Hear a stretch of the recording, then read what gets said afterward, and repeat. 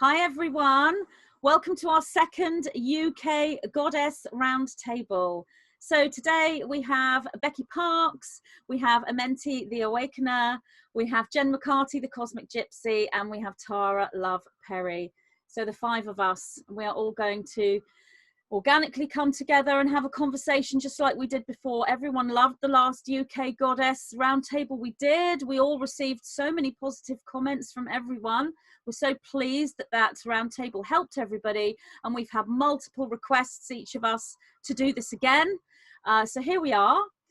So before we touch into more of the ancient information regarding the UK and the energies of the UK, I feel that within the last 24 to 48 hours, amongst the spiritually awake individuals in the UK, and this is in Europe as well and in America, the whole face covering, face masks issue. As you all know, we have to wear face masks now in shops as of the 24th of this month, as in it's mandatory for us to do so, or so that's being presented as mandatory, not exactly full legislation. But I thought, as that is on so many people's minds, we don't necessarily need to discuss the laws behind it. There are many people out there already presenting videos like that. But really, I think the awake and aware individuals are asking, should they be wearing them? Many feel extreme resistance. I've had people write to me that are very, very angry and insulted and feel extremely controlled to be asked to wear a mask, cutting off their breath, the symbol of slavery and acquiescence, the whole sort of dark Illuminati ritual side of it. Other people feel that it's not such a big deal for 20 minutes whipping around a shop. And then you've got the spiritual individuals actually arguing, because I've seen some conversations where some are saying, well, you're not helping the cause because you're acquiescing. So you're part of the machine, the dark machine, the regime, and this is going to lead to more control, such as the vaccines and the chips and everything else.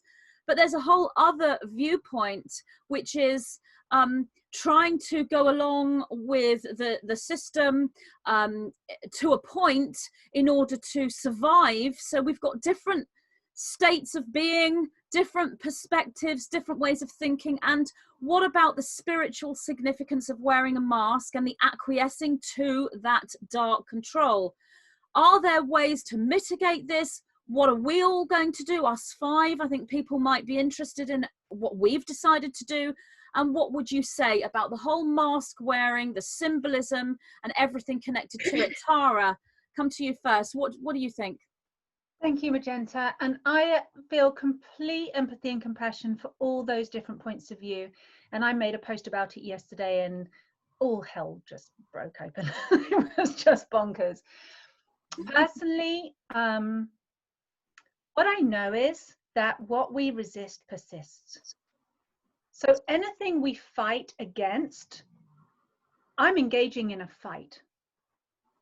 And that's not my way of doing things. Because when I feel myself wanting to defend or attack or something, fight against something, I look inside of myself and I go, what's going on here? And I get curious and I have a conversation, a self-love conversation with me. And I listen to the trigger, the fear, the concern, whatever it is. And I really give myself a lot of validation and a lot of compassion and empathy as I listen to that voice inside of me. And then I ask to forgive and release whatever's really not the truth. And I ask myself to come into a place of absolute truth with myself. And I just give myself like unconditional self-love. So that's a whole thing that I work with. And ultimately, I think it is about our relationship with ourselves. I know it seems like it's a relationship about us versus them, or whatever the them is, whether it's seen or unseen, whether it's an unseen virus or whether it's an agenda, or whatever the them is. And there's lots of different thems that everybody's kind of fearful of and reacting to. But ultimately, it's ourselves that are in relationship with that. And how do we show up in relationship with ourselves? That's where I find the most benefit for people to come into their own power and to claim their own sovereignty. and not being as an act of rebellion or as an act of fighting or an act of like hiding or any of those things. And if that's happening, like listen to your reactions and really get clear, what is your truth? Protected, because you know me, Magenta, from my experience, unconditional love is the most powerful force in the universe. There is nothing more powerful. It's the light that dissolves all fears and dissolves all shadows. It's powerful, it's unconditional. So when I come into a place of unconditional love with whatever fears or triggers I've got going on, and I can come into that harmony and I can come into that state of absolute presence and sovereignty, I feel absolutely untouchable. That's how I feel. And I've approached many situations in my life like that, and that's how I help people dissolve all kinds of entities or whatever. It's like, just get in your truth.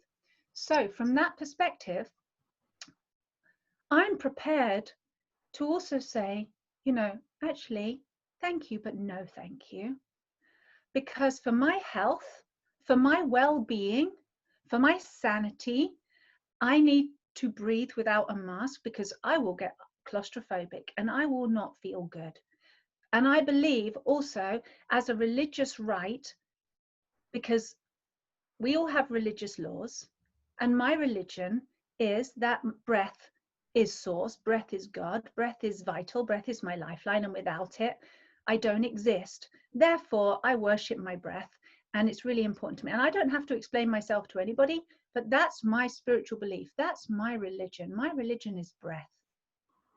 And therefore, I believe you can even get a little card that says, I don't have to do this because of my religious belief, and I don't have to do this for health reasons. And maybe, I don't know the rest of that. Maybe a doctor has to sign it or whatever, but I don't go to doctors. But I will basically write a statement that says something to those effects, because I'm about to go traveling on an airplane to another country, and apparently I'm going to have to wear the mask on the plane.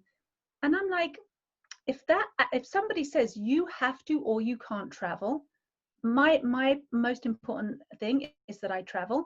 So I've already decided I'm going to get a little mask, and I'm going to cut a slit where my mouth is and some nose holes where my nose is, and I'm going to breathe, god damn it.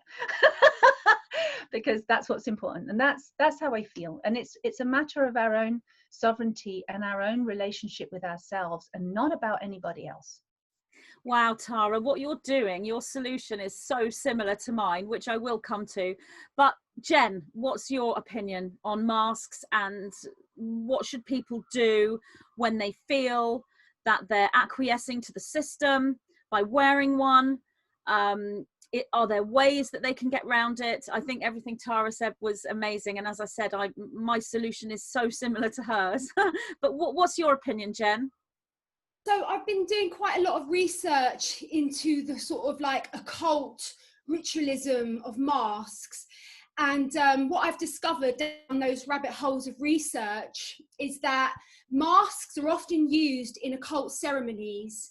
And it's a way of disguising your sovereign identity. We're all born as sovereign beings, and we bow to God and God only. So when we put on a mask, it's an occult ritualistic symbol of like where we're sort of like putting our identity, we're taking our identity out of that sovereignty alignment, and we're putting it in a sort of like placeholder position of like, oh, who can claim that? Who can claim that new identity? And so within these rituals, a mask is seen as you acquiescing your sovereignty in order to be groomed by the occultist, by the ritual leader, that sovereign right. So that's just a little bit of the sort of like, the occult reasons why, to do with the whole mask thing.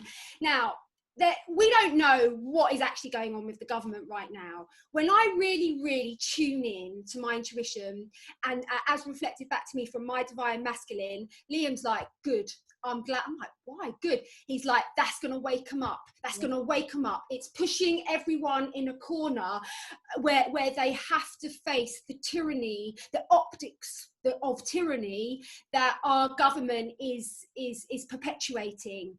And so we believe we've really sort of like tuned in, and we're like, this is going to wake up like the next wave of sleepers. That all those are like going along with the COVID narrative of like, oh yeah, you know, they're all suddenly just going to have a few like feathers are going to get ruffled.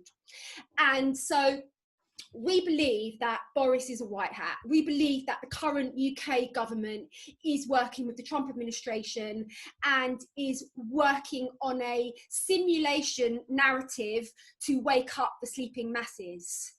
So the ritualistic occultist symbolism of it, do we want to speak about why we think that they are imposing this idea?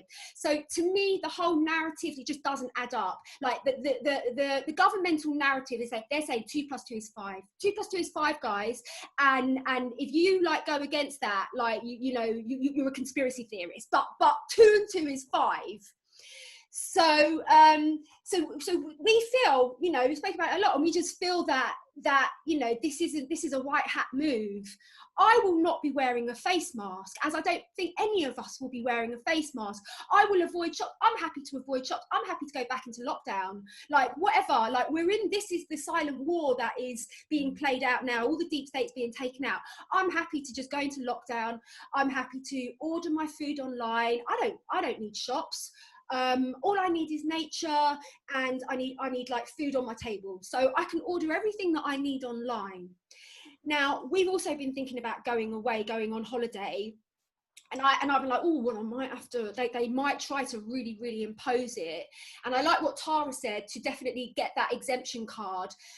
But for me, I'm like, oh, I don't even want to get an exemption card, because I don't want to feed that narrative. I don't want to give it power. Like it's just a fantasy. Like it's just a fairy tale. It's not legislation. It's not law. Like how can you recommend? It doesn't make sense. How can you recommend a face mask 5 months into a pandemic? That's just like wearing a condom at the christening. Like it just doesn't make any sense, and people are going to be realizing, hold on a minute, 2 and 2 is 4. Like it is 4. I know the government's telling me it's 5, but it's 4. So yeah, we feel that it's going to be like really just activating this next wave of awakening, and I don't want to give it any energy. I'm just got my popcorn, I'm enjoying the show, and like hopefully praying for the next wave of sleepers to awaken. Wow, thank you, Jen. That's fantastic.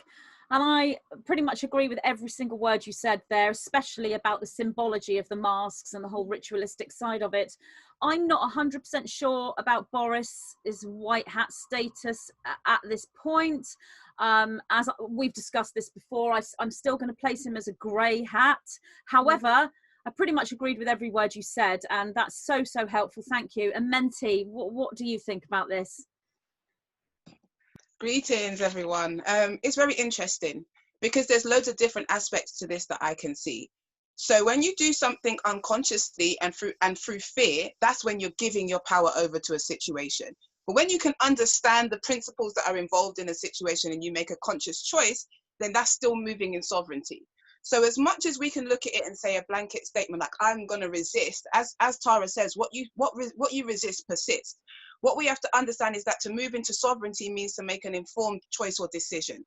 Okay, so if people do feel like they want to go into environments which call for the use of masks, you have to be consciously aware of what it is that you're doing and make that decision to do that in a way that's going to allow you to still remain in sovereignty. So for example, if you know you want to go into a store and they require you to wear a mask, then you know that that's the stipulations of going into that space. You have 2 choices. You either wear the mask whilst you go in there, and when you come out, you release it, or you can choose to do some shopping another way. My thing is that when we start to resist and fight against things, it's not actually us being in our sovereignty, because the illusion is that no one can take away our choice. Everything is about choice. So you can either choose to partake or you choose not to partake. And because there is this collective consciousness of people being in fear, it's almost, it can almost be a bit disrespectful to just kind of be like to people, oh, well, you shouldn't do this. If you're giving people information that allows them to make an informed decision, then I think that that's more in alignment with fairness and balance. And the reason why I'm saying that is because for me, myself, as I said, last year, my ex-husband went through the same thing of, he had TB. So everybody in my family, everyone in my still band the whole community basically had to get tested, and they wanted us to wear masks, which I thought was very interesting. They wanted us to wear these masks. And some people wore the mask, some didn't. I was around him every single day. And the doctors at first were trying to tell me, you have to wear the mask. But when I showed them that it actually doesn't affect, it doesn't actually stop me from getting any viruses or infections, because I was taking that responsibility to do what was right for me, they didn't contest it. And then when they were wearing the mask, I told them to put eucalyptus oil on their mask, because it's their regulations to wear the mask in the hospitals, right? So how can you still raise that to a higher vibration so that it's not harming people? By putting eucalyptus on the mask when you're using it. So what happens is the eucalyptus helps you to breathe deeper, so you can still breathe, and it also kills any bacteria and kills any viruses. So for me, it's like you can always find the balance. You know, people are looking at traveling. I've been reading some of the things, some of the stipulations regarding travel. Some airports and some countries will want you to have a certificate that says that you have been COVID-19 tested. What are you going to do in that sense? You know, so you've got to figure out whether you're willing to make the choices that will get you to where it is that you want to go, because the resistance is just going to make it more difficult for you. So if you know that you want to make that trip, you've got to make a decision of whether you're willing to take that risk. And for those of us who are aware of what's taking place, it means no, not right now, you know, until you figure out the best way for you to be able to travel safely. Another thing for me is the mouth. A few things that came up. I remember where there was a lot of persecution against Muslim women for wearing burqas because of the fact that it covered their mouths and people weren't able to connect with them. So it's interesting that we persecuted one group of people for the fact that they covered themselves and separated themselves from everyone through the wearing of the mask, but now everybody's being encouraged to wear the mask. That was something that came up. Also, when I look at the word, right, the wordsmith is one of the Masonic practices that in a way isn't given as much credence as it's required, but is the most powerful. The word is what creates law. The word is what acknowledges sovereignty. The word is what gives you power. So in a way, suppressing people's mouths is in a way diminishing their power to express their true sovereignty, to express their true word. But at the same time, that is down to how you see your reality. If you see the mask as a way of suppressing you from speaking, then you will be suppressed. If you see a mask as a means to an end because you choose to go into that environment which requires you to wear the mask, then do you understand what I mean? So for me, it's not necessarily about going into any space of fear or even defiance. When you know exactly what it is that you want, right? And so for me, I don't necessarily wear them. I don't actually wear any masks, to be fair. My children don't wear them either, but we don't necessarily go into environments where we are required to wear a mask, because I also don't want to put myself in a position where I've got to be arguing with somebody or making people feel uncomfortable just because of the choices that I'm making. So, and also when you look at the trains, I think TfL, they actually do have an exemption. If you go on their website, you can get a pass and you can print it out, which basically exempts you from wearing masks. Now, when you look at the real science of it, it makes no sense. And that's for me where it's like, hang on a minute, it makes no sense. And the governments themselves put out a post about 2 weeks into the lockdown, and it's out there on the internet, where it says that the masks don't actually protect you from catching the infection anyway. So you've got to actually start making some real conscious decisions. Is it about the mask, or is it about we're dealing with truth? And if we're dealing with truth, then 1 and 1 doesn't make 2. You know what I mean? It doesn't make sense. So I feel like we have to start coming out of being triggered in any way possible, you know, because we can be triggered into resistance and we can also be triggered into submission. We have to make informed choices and decisions about what's right for us. And if there is an environment which requires us to do something that goes against our sovereign will, then why are we there? Because one of the rules of self-mastery is self-sovereignty. And it's understanding that I have a right to choose my way of being, and nobody has a right to violate those rights. But I also don't have the right to violate somebody else's right. So if somebody chooses to do that, even though they've been given as much information as possible, and that's the choice that they make, then I cannot force them to take on my perception, nor would I want to make them feel uncomfortable just because I'm pushing forth my agenda. So for me, I feel like it is about sovereignty. I feel like people need to be informed. Make sure that you're informed and that the decision that you're making is based on your own choice. If it's an element of compromise because you have to go into an environment, you decide whether that's an environment that you need to be in, and you take the precautions that are necessary. Because even with, you know, Tara talking about cutting holes in the mask, that's her way of, you know, not being resistant, but still trying to find a means to an end so she can get where she needs to get to. And I feel like if you just come in with like, I'm not doing it, da da da da da, then you're creating resistance for yourself, because you don't have to agree with any of the things that are put out. You don't have to. You have a choice. And so I believe that it's really just about making informed choices. And let's say if you are wearing masks, to all of our people who are choosing to do that, then just take precautions. Use eucalyptus oil so that it actually helps you to breathe better, so that you are actually killing bacteria and viruses. Do not wear it for long sustained periods of time, and just be aware of the symbolism of it and be aware of what you're partaking in. And that's the real way that you can move through it. And that's just what I feel, just on a conscious level, that the more that we resist it, is the more that it's going to continue to persist. And that's exactly what they want. But sovereigns don't fight. When you're sovereign, you don't fight things, because you're the one that, you know, you decide what it is that you choose to live by and what laws you're governed by. So that's my feelings on it. You know, I'm not feeling this thing of defiance. I'm feeling a thing of choice. You know, we're moving into a space of choice. There are some people that want to exist in that reality. They've made a contract to live in that reality. You have to know for yourself whether it's something that you are agreeing to. And if it's not, then you make that declaration within yourself and you move from that space of divine sovereignty. But otherwise, you know, I think more than anything, our purpose is to help people to make informed choices, because people are very afraid. People are very scared. We've been awake. I mean, I know I've been awake all my life, but we've been going through our journey for some time. What I've realized is there are a lot of people who are so heavily dependent on media and the security that was presented in this false world, that even for you telling them don't wear the mask, they're like, oh, you know, it causes them so much anger and anxiety.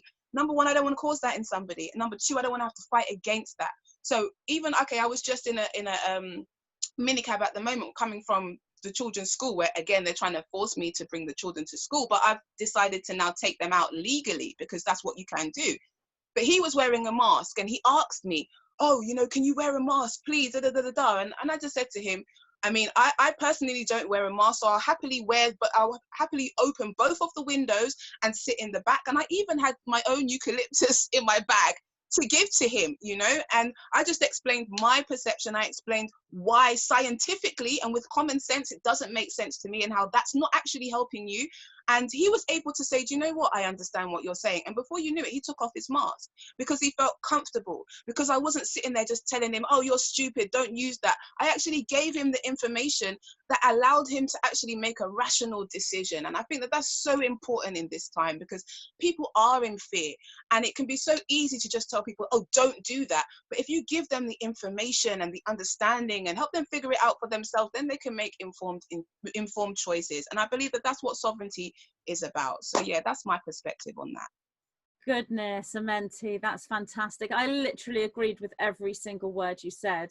I think, you know, as we're going through an ascension process, we go through that ascension process collectively. We're all going through the same thing, but our experiences are similar, but they're completely unique. And it is about being in the moment and navigating it, not as if it's me against this huge group, but me within this humanity. Like you said, you meet with the cab driver. That's your personal and unique meeting with him, and the reality that you went through with him, and how you're managing to plant seeds with him and change things. Regarding home education, I home educated my youngest too for pretty much 14-15 years, dealt with all the legal system with home education in the UK. So Amenti, if you ever need any advice about the legalities, you come to me, because at the time I studied the whole legal system in the UK for home education day in, day out till 2 in the morning. So I knew exactly what I was up against. And I ended up being an advisor for the home education movement. So I helped loads of other parents at the time. So I know that that's a huge thing now, and well done you for making the absolute right decision as far as I'm concerned for any child. That is Definitely. the right decision, unless you can find a school that is opting out of all of this.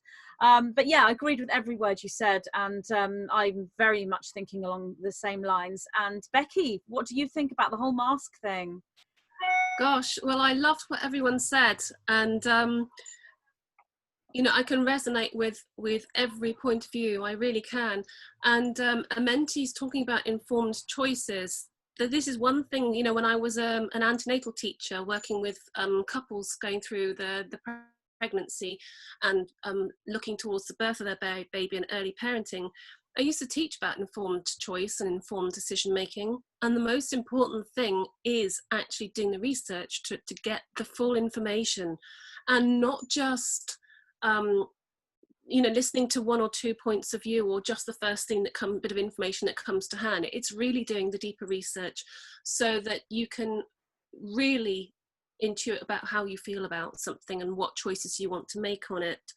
Regarding masks, I noticed on Facebook some of my friends, you know, sort of old village friends where I used to live, were putting out this statement that I'm going to wear a mask because it's my right to do this. I believe I'm helping other people.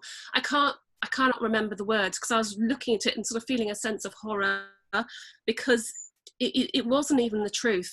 It's just a sense of self-righteousness that they're following the government guidelines because it's the right thing to do.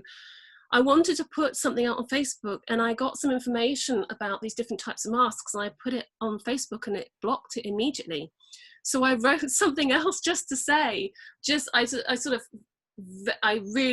didn't paraphrase it, I really compiled it just into a couple of sentences.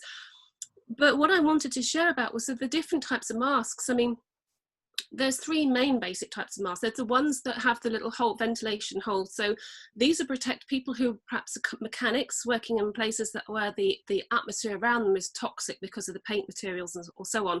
So they can keep the air inside the mask clean and filtered, and they can breathe out their own air, but don't breathe in the contaminants.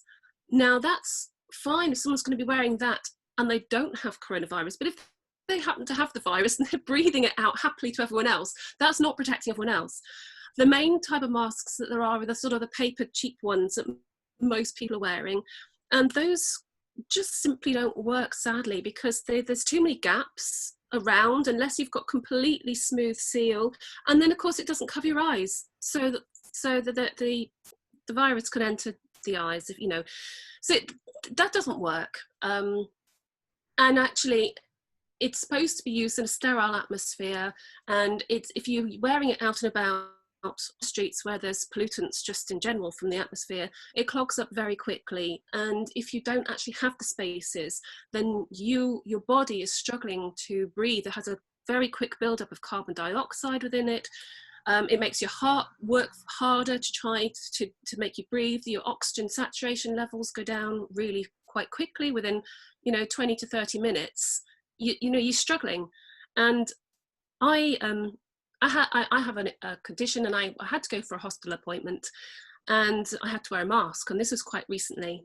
And so I thought, well, this is the first time I'm going to wear a mask, and I'll see how it goes. As soon as I put it on, I really struggled with the whole claustrophobia, and I thought, I've got to do this, I've got to go in and do this. So I went into the hospital, and I met the people behind reception, and the lady behind reception, she'd been wearing her mask down there, then quickly put it over to talk. And then the bottom line is that for people who actually have to wear these things in their jobs for 8 hours or whatever, they're finding ways around doing this because it's simply not practical to be wearing a mask over your mouth and your nose for that length of time. And I've noticed these lovely, very pretty cotton masks that people are making. A lot of people are making their own masks, all these pretty cotton masks. And again, like I've said to other people, it's as effective as wearing a condom made out of wool, knitted out of wool, because the virus can easily go through the pores in the mask. So they look very pretty, and they're complying by the rules.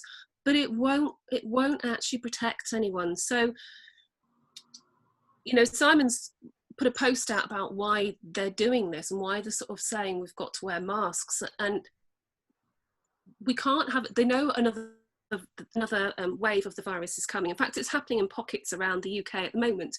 I know Leicester's in lockdown, and I think it's Bradford in the north is also going into lockdown, and there's other places where the coronavirus levels are on the rise again, according to the stats.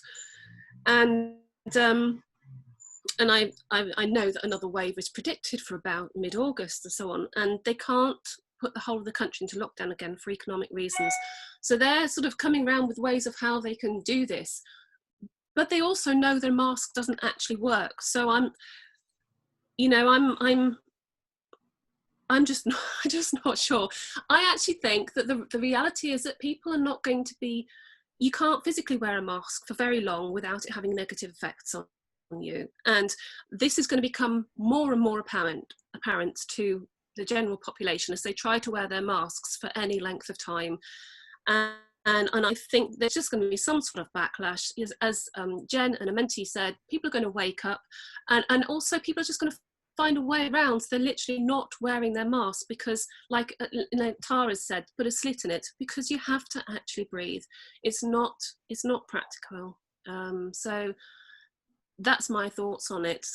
You know what around what other people have said. I don't think I can add much more other than, I think, if I want to go into a shop and I have to wear a mask, then I will wear a mask, but I will just do it because I have to, in and out, and then come back. I think we've all got to find our way around it.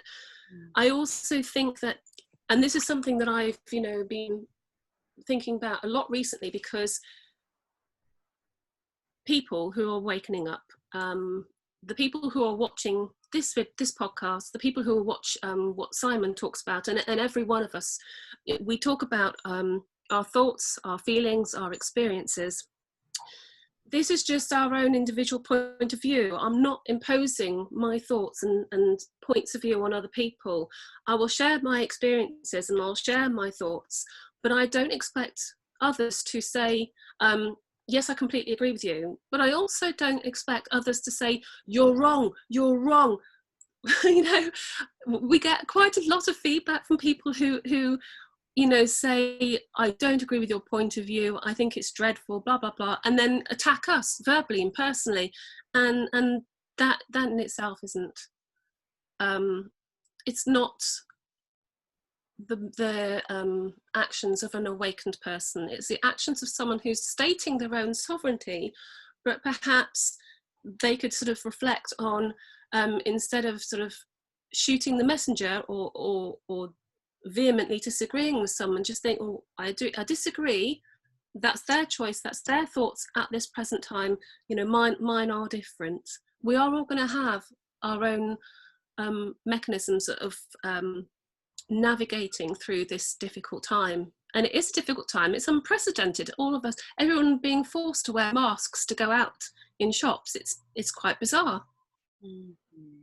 Yes, thank you so much. I agree with everything, and that's giving everything really nicely from a medical point of view as well, because it's true, if you wear these masks for any length of time, unless you are in a hospital setting and you're a doctor or a nurse and you have to do that for your job, these are not good for your health, and it's detrimental, and they don't work regarding the viruses, everything you said.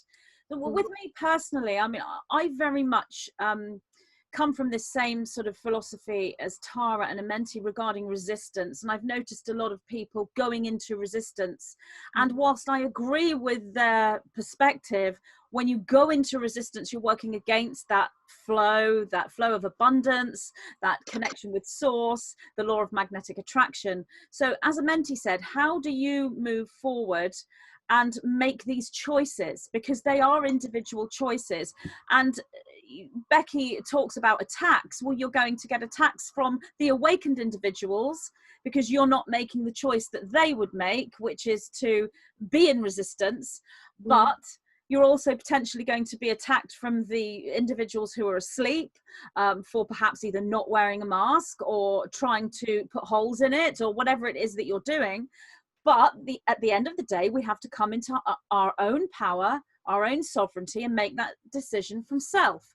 So when it comes to the transport situation, legally, I don't know if this applies to the airlines, but with the UK Transport Association, that's, you know, all public transport, trains and buses, etc., and cabs, etc., they will accept an exemption card, and you do not have to give them any proof of your medical condition. So regarding the transport, you're kind of covered if you don't want to wear a mask, if you're happy to get an exemption card when you don't actually have an illness. However, there are ways that you could work with that within you. For example, if a mask is making you feel extremely angry or extremely anxious, then that in itself is potentially not a desirable reaction. So that's up to the individual to choose what is in integrity for them. Not sure about what the situation is with airlines.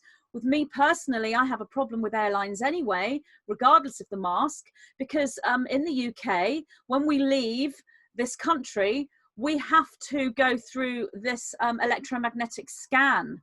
You're not allowed to have a pat down anymore. You can in the court system, you can ask for a pat down with a medical exemption letter, and you don't have to go through their electromagnetic scanning system, but you can't do that at the airport. I had to make a choice personally as to what was right for me, and I have decided I will not and cannot stay in alignment by going through an electromagnetic scan. Therefore, as long as those restrictions are in airports, I can't fly out of this country. It's not the same in other countries. In America, you can ask for a pat down, but that's not the case in the UK. I have looked into this. So there are lots and lots of other things, like, for example, these temperature guns. For me personally, will I allow somebody to take my temperature with an EMF temperature gun and point it at my pineal gland? The answer to that is absolutely no. So I will be boycotting any establishment that wants that. But regarding a mask, there are ways that you can, and it's not really about I mean, it is making a compromise, but some people see making a compromise as acquiescing. It isn't. Making a compromise is navigation, as far as I'm concerned, as Amenti was saying. So with me, I thought to myself, regarding masks, if the establishment wants you to wear a mask, I would decide whether I need to go in that establishment. Do I need to go in a shop? Can I shop online? Can I go to an outdoor market? My response is, the outdoor markets will be getting my custom, online shopping will be getting my custom above all else. But what if I'm in a situation where I have to actually go somewhere that wants a mask? And I was in this situation yesterday. I wanted to go and see someone who is a very creative person. She's a seamstress and she makes clothing and she makes handbags, and I wanted to go and see what she was making, and I wanted to make a purchase. It's all recycled, it's all organic. She makes handbags and crochets them herself, and it's all from recycled materials. That to me is a really honorable purchase. If I need an item, if I can try and get something recycled and eco and sustainable, I'll go there. However, her ruling was, you're coming into my business, you're coming into my establishment, you have to wear a mask. So I'm conflicted because I want to make this sustainable and energetically positive purchase, but I have to wear a mask to do it. So I did purchase what I thought might be a reasonable, little cotton mask. I also already had masks that a friend made me with sustainable 100% organic cotton. I was finding it difficult to breathe in those. So I ordered another one, which was smaller and thinner. And as soon as I put it on, I felt I couldn't breathe. And I felt completely out of alignment with this. Everything Amenti was saying, everything that Jen is saying regarding the symbology. Now, I found a way to deal with the symbology of it, as in, rather than acquiescing to that Illuminati ritual, there is a way that one can create a hermetic seal, which is your own personal spiritual truth. That stands for you within that bubble. Hate to use the term bubble, which the UK government are using, but bubble is a spiritual term to talk about our own hermetic seal, our own vortex, our own orb. So I'm going to continue to use that word. So what I found is to move into disguise, as in, I'm not acquiescing to the system. I'm not part of this ritual. I'm a light worker in disguise. I'm a starseed in disguise. And when I put this mask on my face, I'm moving into that hermetic seal. I'm in disguise. My eyes are down. that doesn't mean I'm acquiescing to anything. I am still very much standing strong within my sovereignty, but I'm not going to move into resistance. And then when I come out of that establishment, I take the mask off, I take a deep breath, and I allow my body to move into more sovereignty, more freedom, more breath than ever before. So I use the mask as a stepping stone to even more sovereignty, even more growth. So you turn it around. However, even with that, which I think is very, very helpful for many people, even within that, on a logistic, sort of physical level, I still felt like I couldn't breathe. So I thought, what can I do? Now, you'll probably notice I've got all these hanging up. These are my scarves that I wear in the winter. So I was coming for a clear out the other day, and I thought, what can I do with these? Every year I shove them in a black bin liner, shove them in the spare room. They take up so much space. Or I could buy one of those underbed storage bags, which I've got all my, you know, winter tops in. And I looked at my curtains and I thought, I wonder. So I hung them all up, all across my bedroom. So, and it looks amazing. I've got a real hippie boudoir here. It looks great. So I'm just thinking about what to do, and I'm looking at all my scarves, and suddenly I spotted this one scarf. I'm just going to show you. So this is so similar to Tara, what you're doing. You're talking about putting a little hole in there discreetly. So this scarf, if you look at it, it's, I mean, you may not be able to tell, but it's incredibly thin and porous and full of tiny little holes. If I double it up, you can't really see from far away the holes. It looks like it's a piece of turquoise fabric. If I put that over my face, I can fully breathe. Also, it's not a mask. It's not a mask. It's Exactly. a scarf. So it's completely different. It's, yes, you're covering your face, but you're not stopping breathing when you can breathe through it. So I'm going to give this a try if I do need to, and obviously I wore this yesterday and I was able to complete my eco purchase and still breathe without any problems. Obviously, I mean, are you going to go into a shop and is someone going to come up to me and say, sorry, that's not correct face covering, please leave, or please put on a mask? You're not going to be fined because you've tried your best. I could just, oh gosh, really? I thought this would be fine. You know, I didn't know that this wouldn't protect me, or whatever disguise you want to put on. So this is my way of navigating it. And I think that's what's important. I'm not saying everybody go out and get a thin scarf with holes in. I'm saying, how can you navigate this? If it's so important to you that you don't wear a mask, that you won't compromise whatsoever on any level, as I will not do with the EMF guns, and I will not do that with Maxines, and I will not do that with these scans. I won't make that compromise because that's me. I have reasons physically and spiritually why I cannot do that. But I can navigate the mask thing, and I found a way to do that. But if you feel you absolutely can't, creating a hermetic seal, going into disguise isn't for you, then I would say, listen to what Amenti said, listen to what Tara said, because the question I would ask you is, are you in resistance? If you are, then you're not going to be working with the law of attraction and drawing to you what you need to be in sovereignty and liberty. But if you feel you're not in resistance, it is genuinely something that you won't compromise on for multiple reasons, then you are in a situation where you have other choices, which is to get a medical exemption certificate. You can get them in the UK. There is a company online called Horizon. You can actually order the medical exemption certificate along with a, you know, the sort of lanyard that you can wear around your neck. Now, these are being accepted with the Transport Association, but regarding the shops, it is up to the establishment, because it's not just about it being law and them following law. It's about the door policy for their establishment. So if they're saying, no, we don't accept your exemption certificate, then you have to follow those rules, because it's their establishment. It's like saying, you know, you can't come into my house unless you are wearing a black coat or a you know, a silver pair of glasses or whatever. That's my rule. So you have to follow that door policy.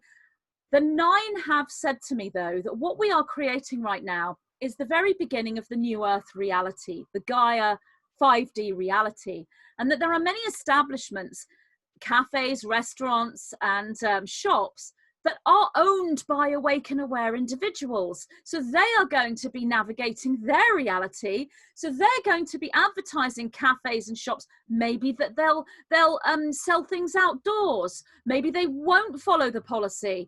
Maybe they'll find loopholes. So we're going to find each other.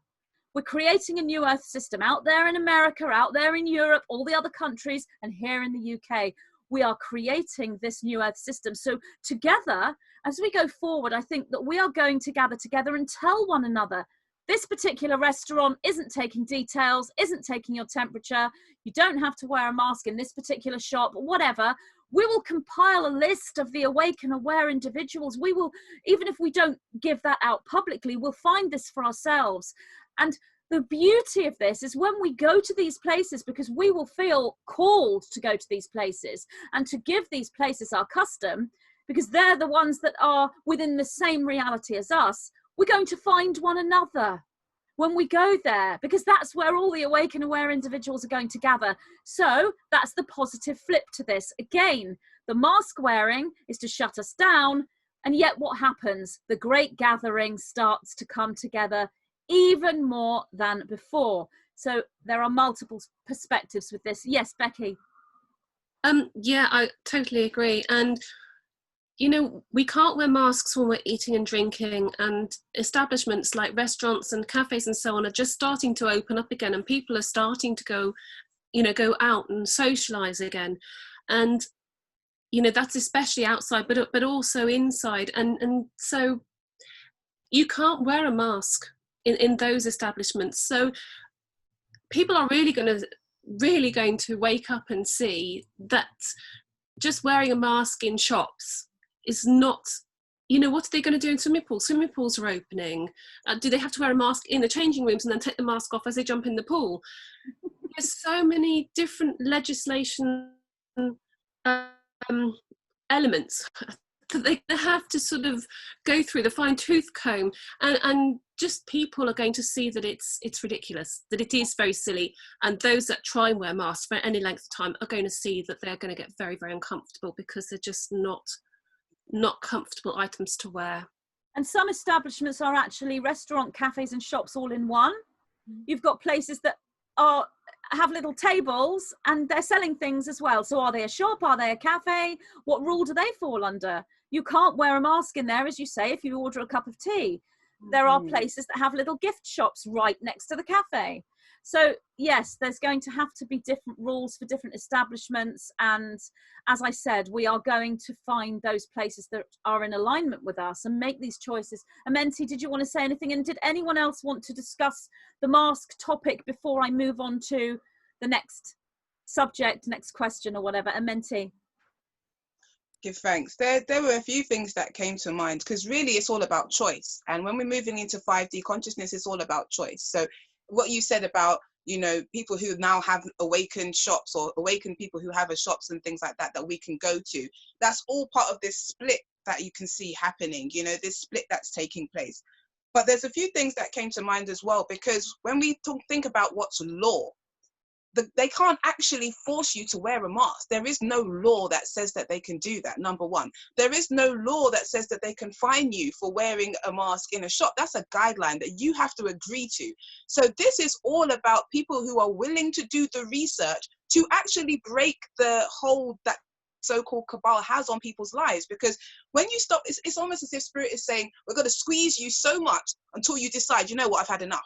And when you've had enough, you'll be willing to do the research to release yourself from the illusion that there is some overlord that has control over your being. And I think that that's what it's about. It's about getting people to the point where they actually start using common sense. I mean, I've been in places like the supermarket, and you're queuing up to get in before. Everyone's standing 2 meters away from each other. And as soon as you get through the door, everyone's bumping into each other. Everyone's so close. It makes no sense.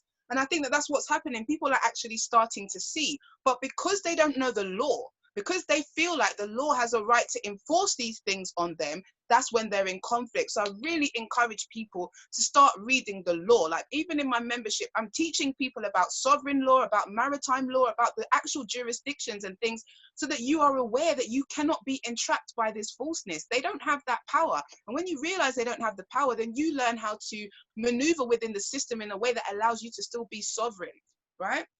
Another thing that came up for me is when they talk about this second wave, I believe that they've planted that in the consciousness of people by even saying that it's going to happen. And obviously, if you're taking people and putting them outside after you've told them to go inside, which is obviously going to lower their immune system, now you're sending them outside while they're already fearful and stressed, right? With masks so they can't breathe.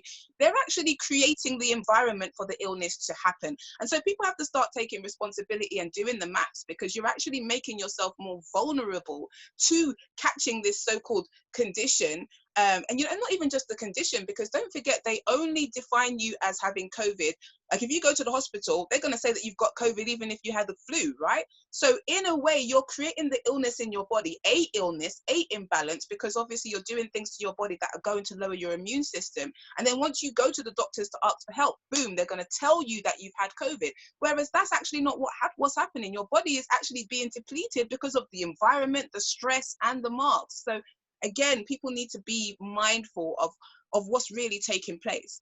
Rebecca spoke about certain places in the UK that are being locked down. And I noticed that she said Bradford. When she said Bradford, what came to my mind is that what they're trying to do is to lock down the poor areas, or the areas where people don't seem to have a lot of work or finances, where they're not dependent on creating wealth from those places. They can lock down those places and control and dominate those people, because they're also the people that are more susceptible to things like stress and illness because of their living conditions. The last thing that I wanted to share is that when we look at the astrology of this time, the North Node and the South Node has shifted. So we're in North Node in Gemini and South Node in Sagittarius.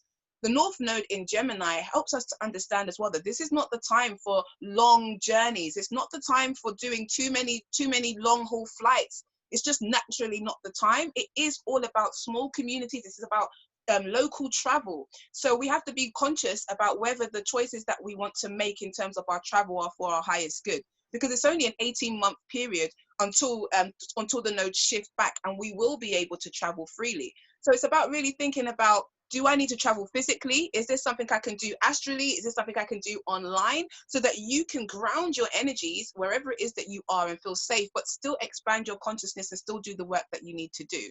But astrologically, this is not the time for us to do long journeys. This is the time for us to be traveling in short groups, short trips, and moving into that vibration. So those are the kind of things that I just wanted to add to just bring a little bit more context to it. But really, I just want to say to people, sovereignty is a choice. It's not something that's given to you, because we choose to be asleep by staying asleep. We choose to be asleep by arguing against evidence. And a lot of people want to argue against what conspiracy theorists say, even what light workers say. But the ultimate thing is, if you don't do the research yourself, you're never going to know.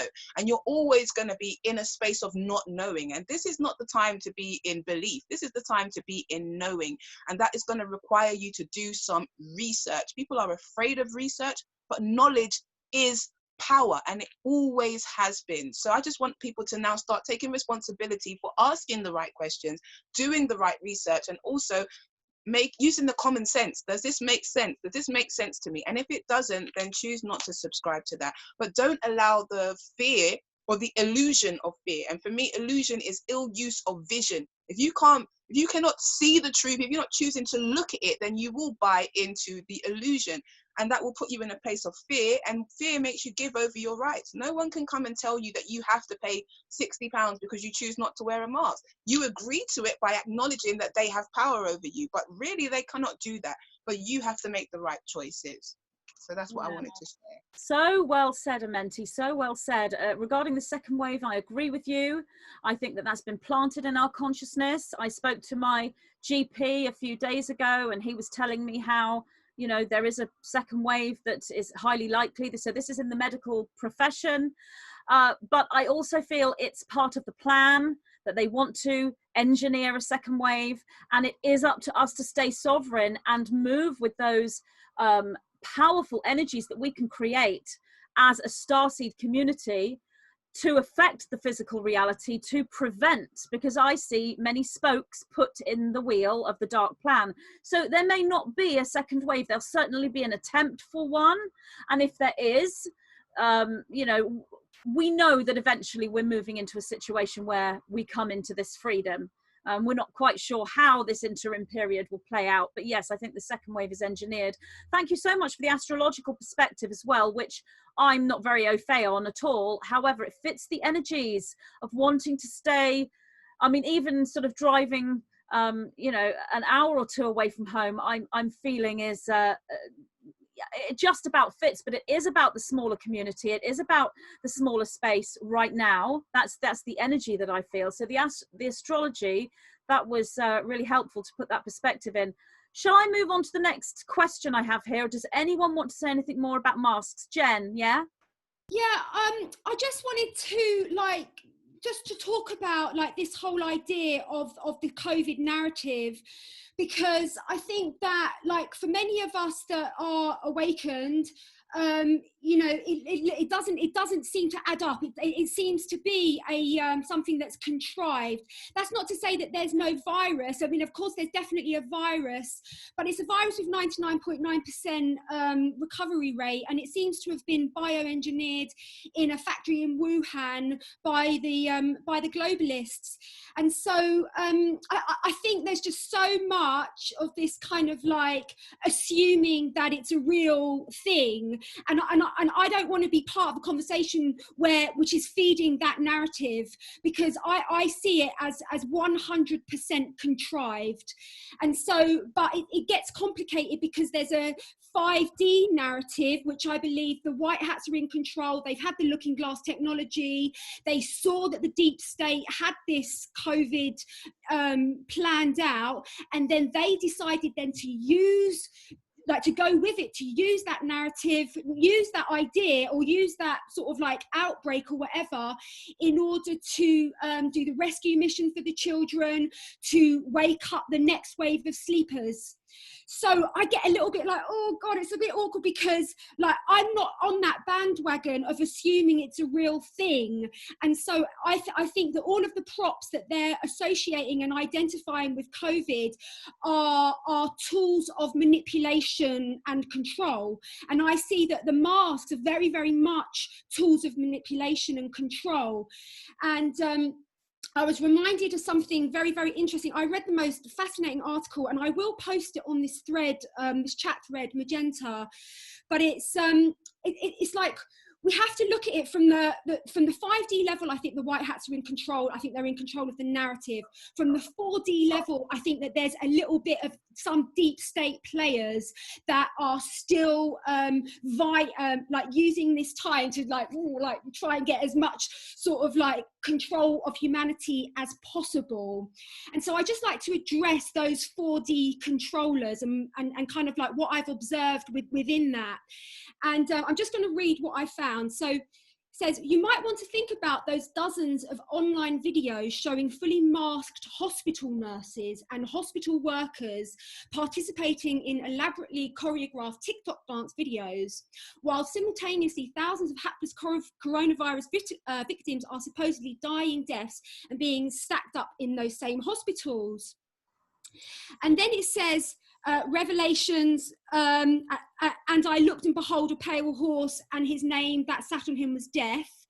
But then what they say is, Psalms 137, by the rivers of Babylon, where we sat down and wept. And so what they're referring to is that by adding dance to the mask wearing, the new slaves show their willingness to entertain their captors. I think this is a really, really huge point, to become little more than flesh play sports to them. So I think that when we go along with this idea of working with these props, unless we are fully awakened and claiming our sovereignty and doing what you said, Magenta, using it as a sort of ploy to activate the hermetic seal, if we are blindly using these props, I believe that we we are tickling the little Satanists, we are making their day, and we just need to decide, is that what you want to do? Like, and it comes up with the issue of resistance. So being awake doesn't mean that I'm resistant. It just means that my eyes are just so open. They're just like got like you know, matchsticks, like, you know, holding my eyes open. I just see so clearly. That's not being resistant. It's just seeing really, really clearly, and it's making an informed choice. And I don't want to play that game. I don't want to tickle the little captives. I don't want to give them any energy. I'm God's daughter. I am a sovereign being. I'm a queen of consciousness, and I will stay like that forever and a day. And that's my own personal sovereign choice. So yeah, I just wanted to add that bit in, because I think it's really, really important that, and if anyone that's listening that is blindly going along with this narrative, might be a little bit of time to do a bit of research and just to find out really, really what is going on. And because the government have said 2 + 2 is 5, it doesn't. 2 + 2 will always be 4.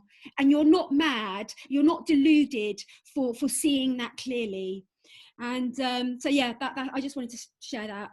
No, thank you, Jen. I think, you know, the corruption, the dark plan, it runs very, very deep. It's multifaceted, and there are many people who don't fully understand, you know, how deep it is. And I think, you know, regarding the resistance thing, it's to do with our own intention. 2 people could actually make the same action, and one's in resistance and one is not, because it's what's within. So thank you. You make some really good points. Shall I move on to the next topic? So what I did was I found a few questions or comments from our last UK Goddess chat. And so what I've got here is somebody asked, they said that they were very happy about everything we were talking about, the history in the United Kingdom and the history within the sort of infrastructure within the United Kingdom. And what they asked is, what are some of the things to do or say to clear your possible history, so that you can clear some of the things that could have been done in the past in the United Kingdom? So I think what they're talking about here is global clearing, you know, for the UK rather than individual clearing. Is there anything that can be done or said to clear these energies from the past as we go forward? So we'd be shifting a timeline.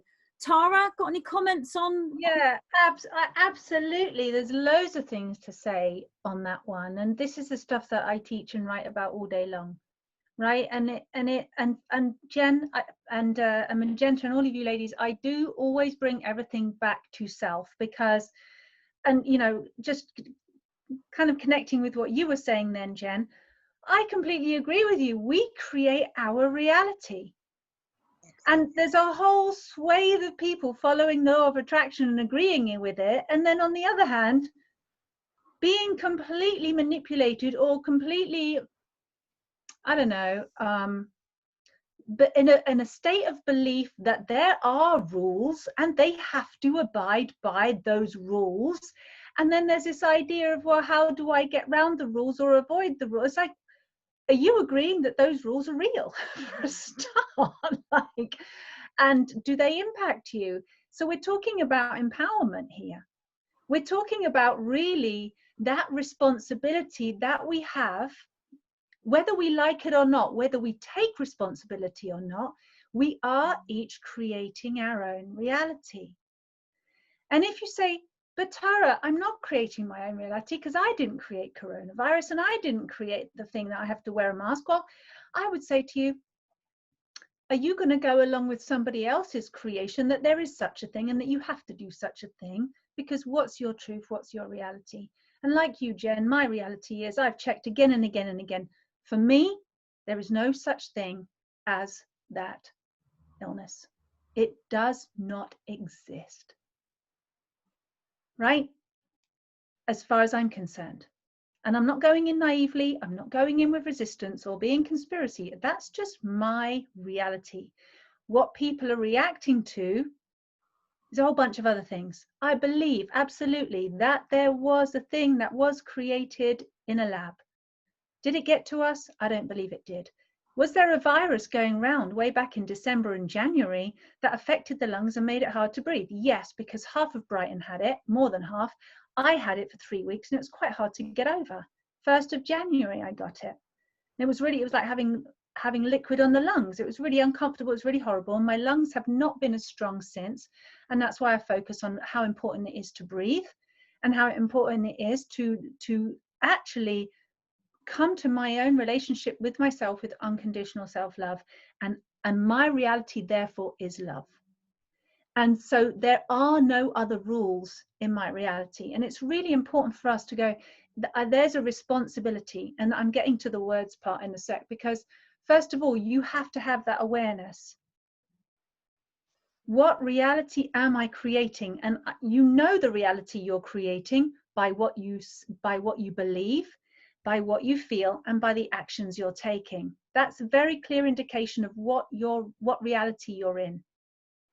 And we're all having a different experience, like we're all in our own bubble. Everybody's having a different experience in their own bubble of reality, deciding what's the rules that they're playing by and what they're not, and what's real and what isn't.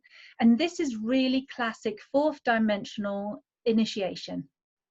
Right? As you go from 3rd dimension into 5th dimension, you have to pass through the 4th dimensional vortex, which is understanding that you create your reality. And if you're afraid, you will attract that which you're afraid of. And if you're going to abide by one rule that says, okay, I'm going to go and wear the mask because I believe I'm saving lives and I believe I'm blah, whatever, then the next thing you know, you're going to have a needle in your arm because it's saving lives, and you're going to go with the next thing and the next thing. And it's like, well, where does it stop? And I feel like they're all props, like you said, Jen.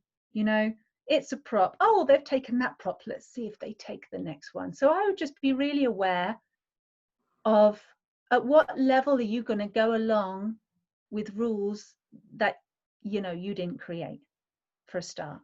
So coming back to that responsibility, I take responsibility for my own reality. I am in my sovereignty. I am in my truth. And somebody was asking me the same question the other day, Jen, as well. It's about commanding from a place of unconditional love. So whereas commanding might have been understood to be somewhat of an authoritarian, where somebody commands us into submission or commands us to do something against our will, and therefore we have to. There's a force of command that I use that comes from that place. You could say a command of God, or a command of the truth, or a command of unconditional love. And as I stand, and I have to get clear with myself first, obviously, clearing my fears. And I use the I Love You Me method that was given to me by Archangel Michael. Clears the conditions, clears ancestral conditioning, clears past life conditioning, clears everything. And it also, by the way, engages you more deeply with your inner senses and switches you on. It switches you on your consciousness and enables you to engage more powerfully with your extrasensory awareness and inner senses. So having got to this place of, right, I am choosing to come from a place of self-love, self-empowerment, the absolute truth, or God, or Christ, or whatever, Mother Nature, whatever feels right for you. You can say, by the power of absolute love, for example, I now command myself into alignment with divine law or sovereign law. And I choose that everything in my reality is in harmony with that vibration. I choose to align myself with others of that place. And I use this a lot, by the power of absolute love, I choose to come home to the truth, and I choose all others in my reality to come home to their place of absolute unconditional love too, and their highest truth. Now, unconditional love and highest truth is a really good kind of, umbrella. It covers a lot of things. And also, in times when I've been, say, working with very dark energies in other people, or in spaces, or even in my own self, in my own soul journey, in my own history, I've come across some very seemingly dark, nasty energies, devilish, and Illuminati, even I've cleared, and Illuminati influence or reptilian influence or whatever in my clients. And literally what I say to that dark energy is, first of all, I acknowledge that they're dark, and I say, you know what, I'm really sorry that you are having an experience of being dark and full of fear and evil, and I'm perceiving that. I'm really witnessing it. I'm so sorry. And I'm not sorry because I'm apologizing. I'm sorry because I'm seeing an energy that is out of alignment with the source of which it is. It's come into a place of apparent separation. Nothing is actually separate. It's all source energy. But it appears to have become separate, lost its true identity, lost its true source, lost its true nature, which is unconditional love, and is therefore showing up as something very dark, very, potentially scary, potentially very powerful, like a dark, evil, nasty force. And I recognize it, and I say, I'm so sorry that you're having this experience. Please forgive me that you think you're scary, and that you think you need to get power, or you think you need to harm this person. And it's a bit like, if you've ever seen what's it called, The Wizard of Oz, and there's the Wicked Witch of the West, and at the end of the movie, Dorothy chucks a bucket of water over the Wicked Witch of the West, and she just disintegrates, and all that's left is her cloak and her hat and her shoes. Well, saying these words to anything dark literally has that effect, because you're not reacting in fear. You're just saying, I see you. I'm so sorry you're out of alignment with the truth. Please forgive me that you're having that experience. I love you. Right? By the power of unconditional love, that I am. I love you. Thank you for giving me this opportunity to see you, and please come home to the truth that you are. And it literally will transform. And sometimes you have to ask 3 times, because 3 just is a magic number. If anybody works with energy or magic, you know this. And you can say to something, I command you from the power of absolute love that I am, or source, or whatever, to come home, or to recognize, or to speak your truth. I command you to speak your truth by the power of absolute love. And it is a law in the universe, as according to my experience, that everything must reveal its truth when you command it so. It must. Especially when you do it 3 times, and it might kind of wince at the beginning and go, no, be scared, back off. I've had very dark energies just go, back off, little girl. And I'm like, okay, I'm sorry that you think I'm scared of you. Please forgive me. I love you. Come home to the truth. I command you to tell me the truth. And it goes, like that. And then command it again. And you get, it's a bit like, as well, in The Wizard of Oz, you've got the big booming wizard's head with the fire and the smoke going off, and they're all trembling, and then Toto the little dog finds the curtain and he tugs back the curtain, and you've got the little old man turning the handle, making this big apparition appear that seems scary and dominating and all powerful, but really it's just some little old guy that's actually really insecure about himself and doesn't think he's all that, and like he's having a not enough complex. And so and actually, he just needed some friends. At the end of the day, he just needed to feel loved and that he was valued, and that's really what was in the Wizard of Oz story. So when you command something into its truth, the masks, interestingly enough, fall off. Yeah. All disguises fall off, even shadows fall off, and what you'll generally see is a little inner child in somebody, a little frail, vulnerable person that just doesn't feel loved, and that's generally what's the heart.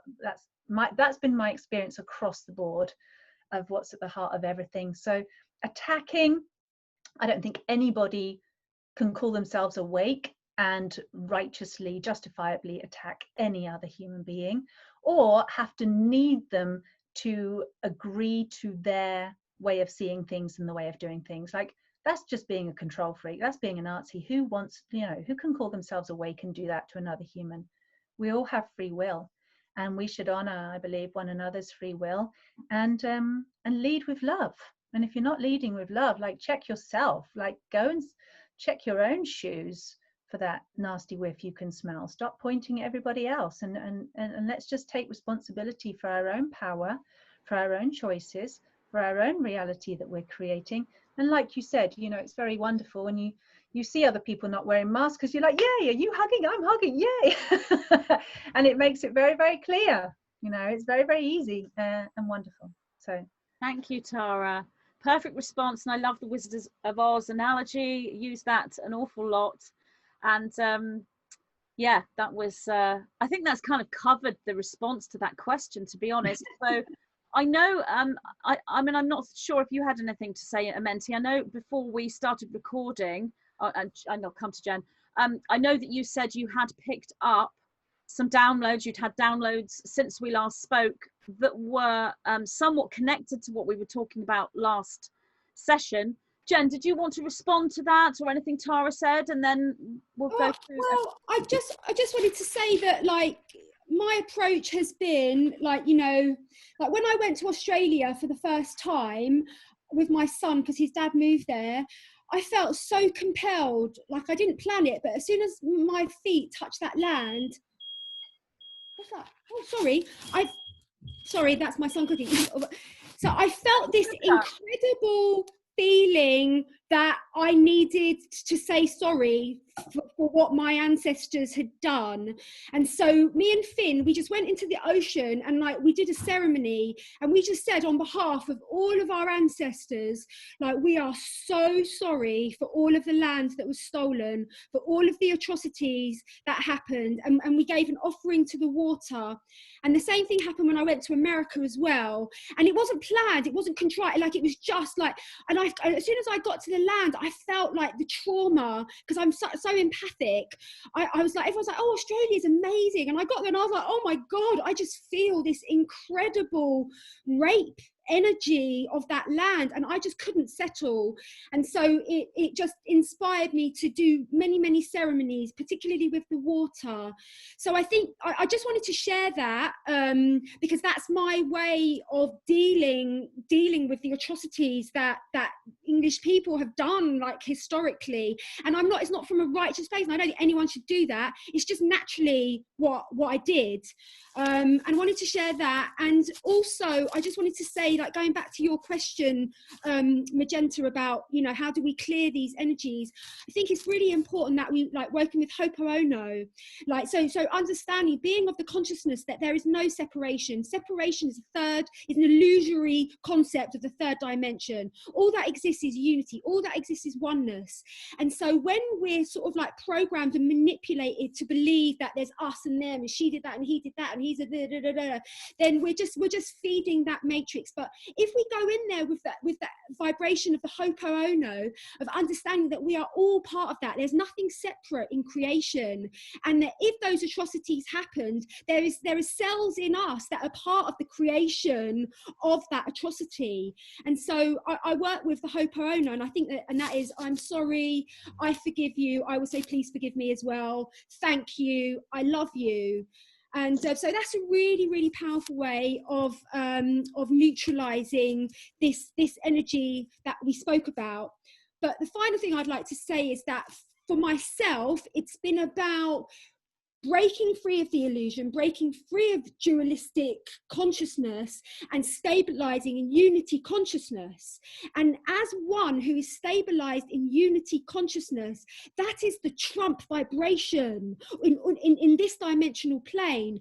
And so one person that stands stable in 5D or unity or God consciousness, whatever you want to call it, then our aura then permeates such cohesion that it neutralizes all of the confusion from duality. So I would say, if you want to be part of the solution of cleaning up the atrocities that have taken place historically, then work on your own vibration, work on attaining 5D consciousness, unity consciousness, God consciousness, work on identifying your programs, your false matrix programs, and just like a gardener, just pull them out at their roots and allow yourself to be empty. That's how we stay in 5D consciousness, but we stay empty. Just like all instruments are empty, a guitar's empty, a drum is empty, a flute is empty.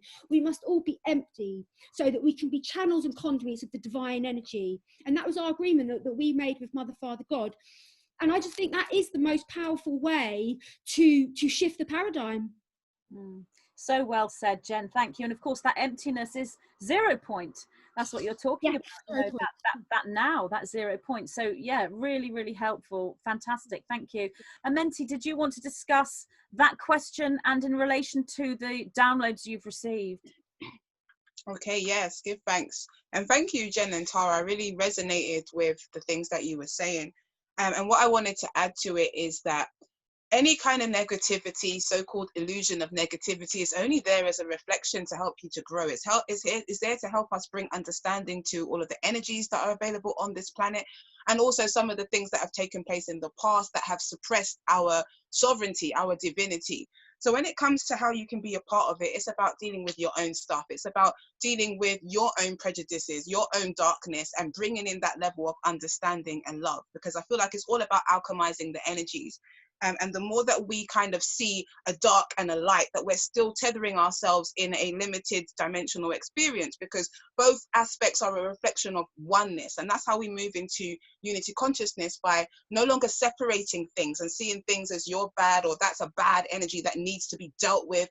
Once we deal with ourselves and we bring ourselves and our frequency into the vibration of love, understanding, and oneness, those things cease to exist. Like in the reality that I live in, there is no outside force that can come and do anything to me, because I am a sovereign being. I'm fully aware and in control of my own being. And even when I see other people who are vibrating at a lower consciousness or a lower level because they're still growing, I don't see that they can have an effect on me, but I do give them understanding. I do give them love and try to give them the tools to have understanding for themselves, because that's when you can start to actually bring change through love and through understanding. So I feel like the best way that people can get involved in being a part of the clearing is to do their research, is to learn, but also to just do the work on within, bringing yourself to a vibration of love and understanding.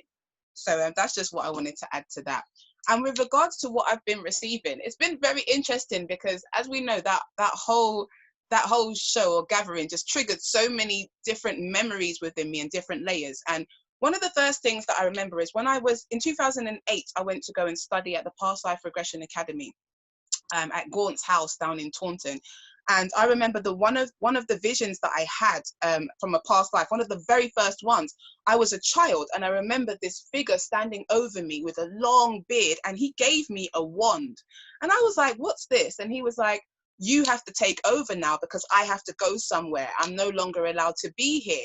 And I remembered that he was Merlin and I was Merlin's son. And there was a transition of power, a transition of spiritual power, but I never really got the depths of it. So after our video, Merlin started to visit me in my dreams again. And as I said to you, Camelot Moat is not far from my house. So his energy is very much here. And some of the things that he told me, I then had to go and research and was able to find the research. And some of the things that he told me was that there was a mission. The mission was a carry-on from the Christ mission.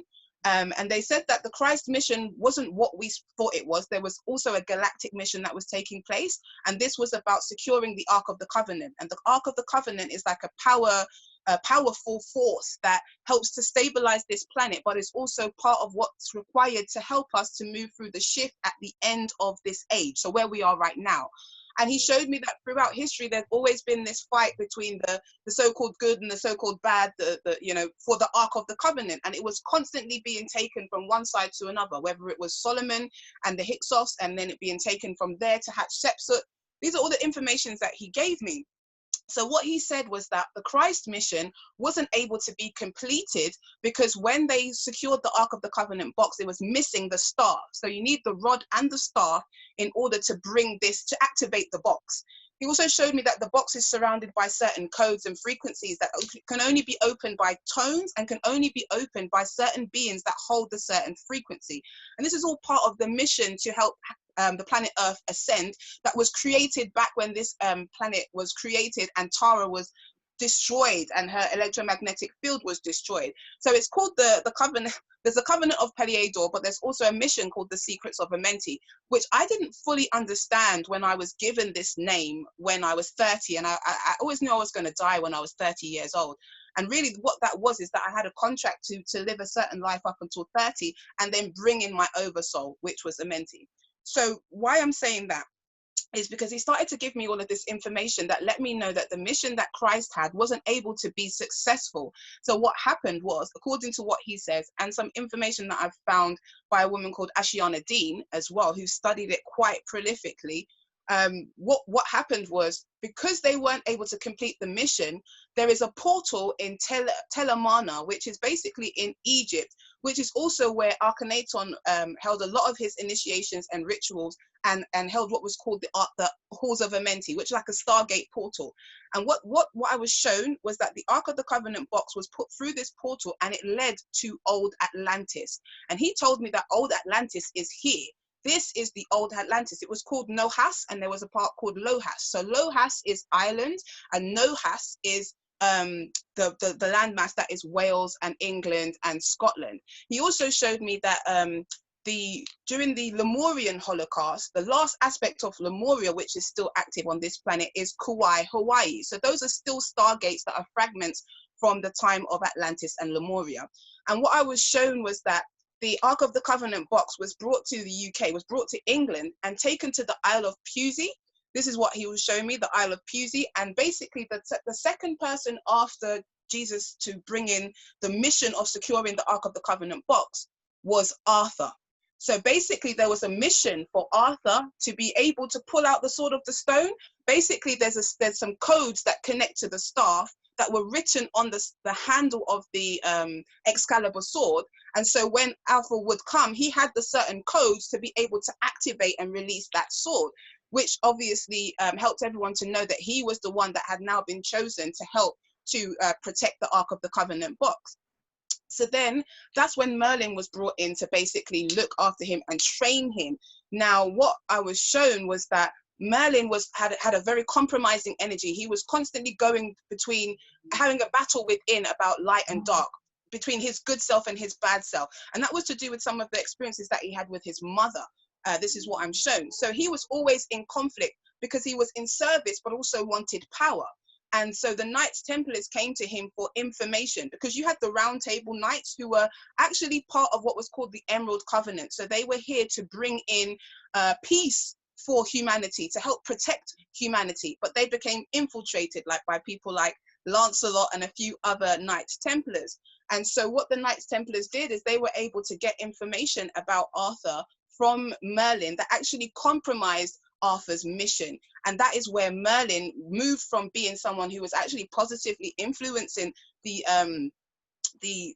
mission to kind of secure the Ark of the Covenant box to help humanity. He instead sold out and went and basically gave this information to the Templars, which meant that Arthur was not able to complete his mission. And what I was shown is that to secure the box, what they did is they buried it in Cornwall, and there was also an aspect of it in the Isle of Pusey.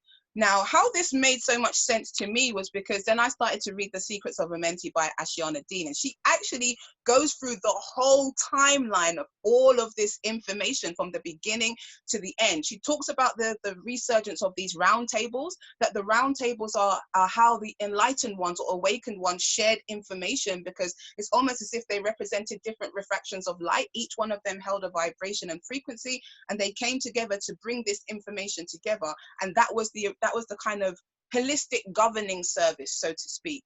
It also tied in a little bit with Joseph of Arimathea and him going to having over to England and setting up his parishes and stuff as well. So what was happening was that Merlin was starting to show me that there were many missions that took place that have been towards helping humanity to make this transition safely. But there were also beings who had been compromised by the Anunnakis, the Dracos, and other people who had infiltrated organizations such as the Knights of the Templar to constantly keep us in this battle between who's going to hold on to the Stargate. Okay, so that was a lot of the information that I was getting. And also what Merlin used to do is he would use, he set up 2 mystery schools, one in England and one actually in Ireland, because Ireland had the most potent energy and frequency of nature, and also the energy of the Emerald Covenant, hence why it's called the Emerald Isle. And the emerald connects to the heart chakra, connects to the energy that pulls into the universe of love.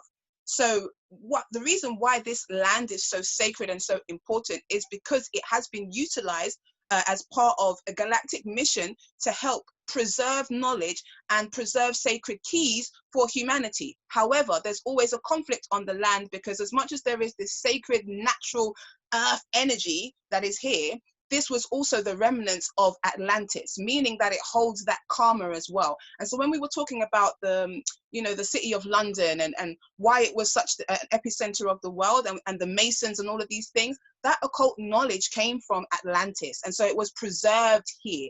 So this agenda that we see of different orders and establishments trying to gain control of the planet, they're using Atlantean technology. They're using the remnants of that Atlantean experience of domination and control and suppression in order to continue to use humanity as a slave race, which is what they intended to do. Don't forget, the way that Atlantis became destroyed is because there were beings there that had so much knowledge and information that they were competing with each other and started to have wars. They started to have wars and ended up destroying the whole dome protection, the whole ecosystem of Atlantis, and that's what caused it to be destroyed. Another thing is they also started genetically modifying the beings that were here, the original beings, who were the Lemurians, who were able to shapeshift. So as we've moved in our human consciousness, we've gone from being light to being fluid beings, able to change and morph into all different types of things. And then the Atlanteans, they saw that and they weren't able to do those things. So what they did is they started attacking and mutilating the Lemurians. Hence why they started to navigate more towards where America, South America is right now. So this information was coming through just to help us to understand that those are some of the energies that still are at play. You know, and as much as this place is a very powerful place, as long as we allow that energy to dominate it without us understanding the real energy that's here, it's almost as if we're missing the reason why we're on this plane. And our part is as simple as acknowledging the purity of this place and connecting with the purity of this place, literally with the land. So when you go out into nature, just sit and breathe and connect with the land, and it will talk to you. It will give you the codes that you need in order to resettle the vibrations of this planet, sorry, of this place. But yeah, Spirit will show me there's been so much conflict, and that's why those energies are able to play out. But we ourselves are the keys. So every time we ground ourselves into the earth, we connect with the ancient knowledge and history that's here and raise it to the vibration of love, and in a way balance out the negative agenda that is trying to be imposed on us. But the reason why everything is happening here is because this is old Atlantis. So this is the information that was coming through. And as I said, I did check a lot of it. Ashiana Dean was somebody who was seen as crazy when she came up with this information, but actually it makes perfect sense to me, because even I think in 2017, no, it might even be earlier than that. I think it's about 2015, I was guided to go to Glastonbury, I said it before, to clear the waters. And one thing happened when we got there. I was guided to walk into the Chalice Wells. And I just felt like something had taken over me. I was just focused and I just walked. And as I walked, I realized that there were all these groups of people who were basically lined around the whole well, as if we had just come for a galactic meeting of some sort. And I just walked straight to the well. I put my hands in the ground and just started to tone. And this stargate, literal stargate, started to open. And all of the people around me, they started to sing. You could hear, it sounded like fairies, it sounded like pixies, it sounded like all of these different energies, elemental energies coming together. And Spirit showed me that even the Chalice Wells itself is a stargate, a divine feminine stargate and portal. And you can actually send things through that portal to come out in other dimensional realities. And it was just a powerful experience. And to end that particular journey, I remember we decided we wanted to go to get something to eat. And we ended up in a place called Excalibur, the restaurant Excalibur in Glastonbury. And they sat us down on a round table. And as I sat down, right above my head was a picture that had a blue flame on it, and it said Amenti. So it basically confirmed everything that we had done on that journey in terms of rebalancing these dark energies and these light energies and bringing them together. So yeah, my spirit just wanted me to share that, because it kind of helps us to understand that there's so many different dimensions to this land that we're on. It's really not just England, it's not like that. There is so much history. And so when we understand that, and we also see the karma of the actions of those who lived here, we'll understand why these things are happening here and why we are here also to neutralize that energy and raise it to a higher vibration. Because some of us were on Lemuria, some of us were on Atlantis, some of us did good things, some of us did bad things. So we're here to use our ancient technology to now shift and bring everything back into balance, because we created the problem that we're all seeing. So that's why I say that the thing of light and dark and good and evil, we've all been evil, we've all been good. We have both aspects within us. So through understanding, we're able to raise it to a higher vibration, which is oneness, which is polarity, which is the understanding that within is all things. So yes, I just wanted to share that. Wow, Amenti, you have just given multiple very deep key codes and triggers and codices that are deeply triggering for the individual to move into their infinite sovereignty. And we've got a lovely parallel of keys being delivered through the whole sort of Camelot, Excalibur, Arthur presentation, the Ark of the Covenant, and also over with Tara, the Wizard of Oz, which brings different key codes in.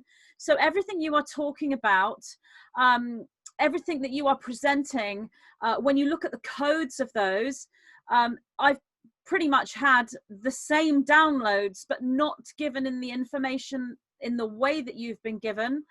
The downloads were the presentations of the metaphor of the symbol, and I brought that through, and that's all in my book, Infinite Helix and the Emerald Flame. So you have the Emerald Flame.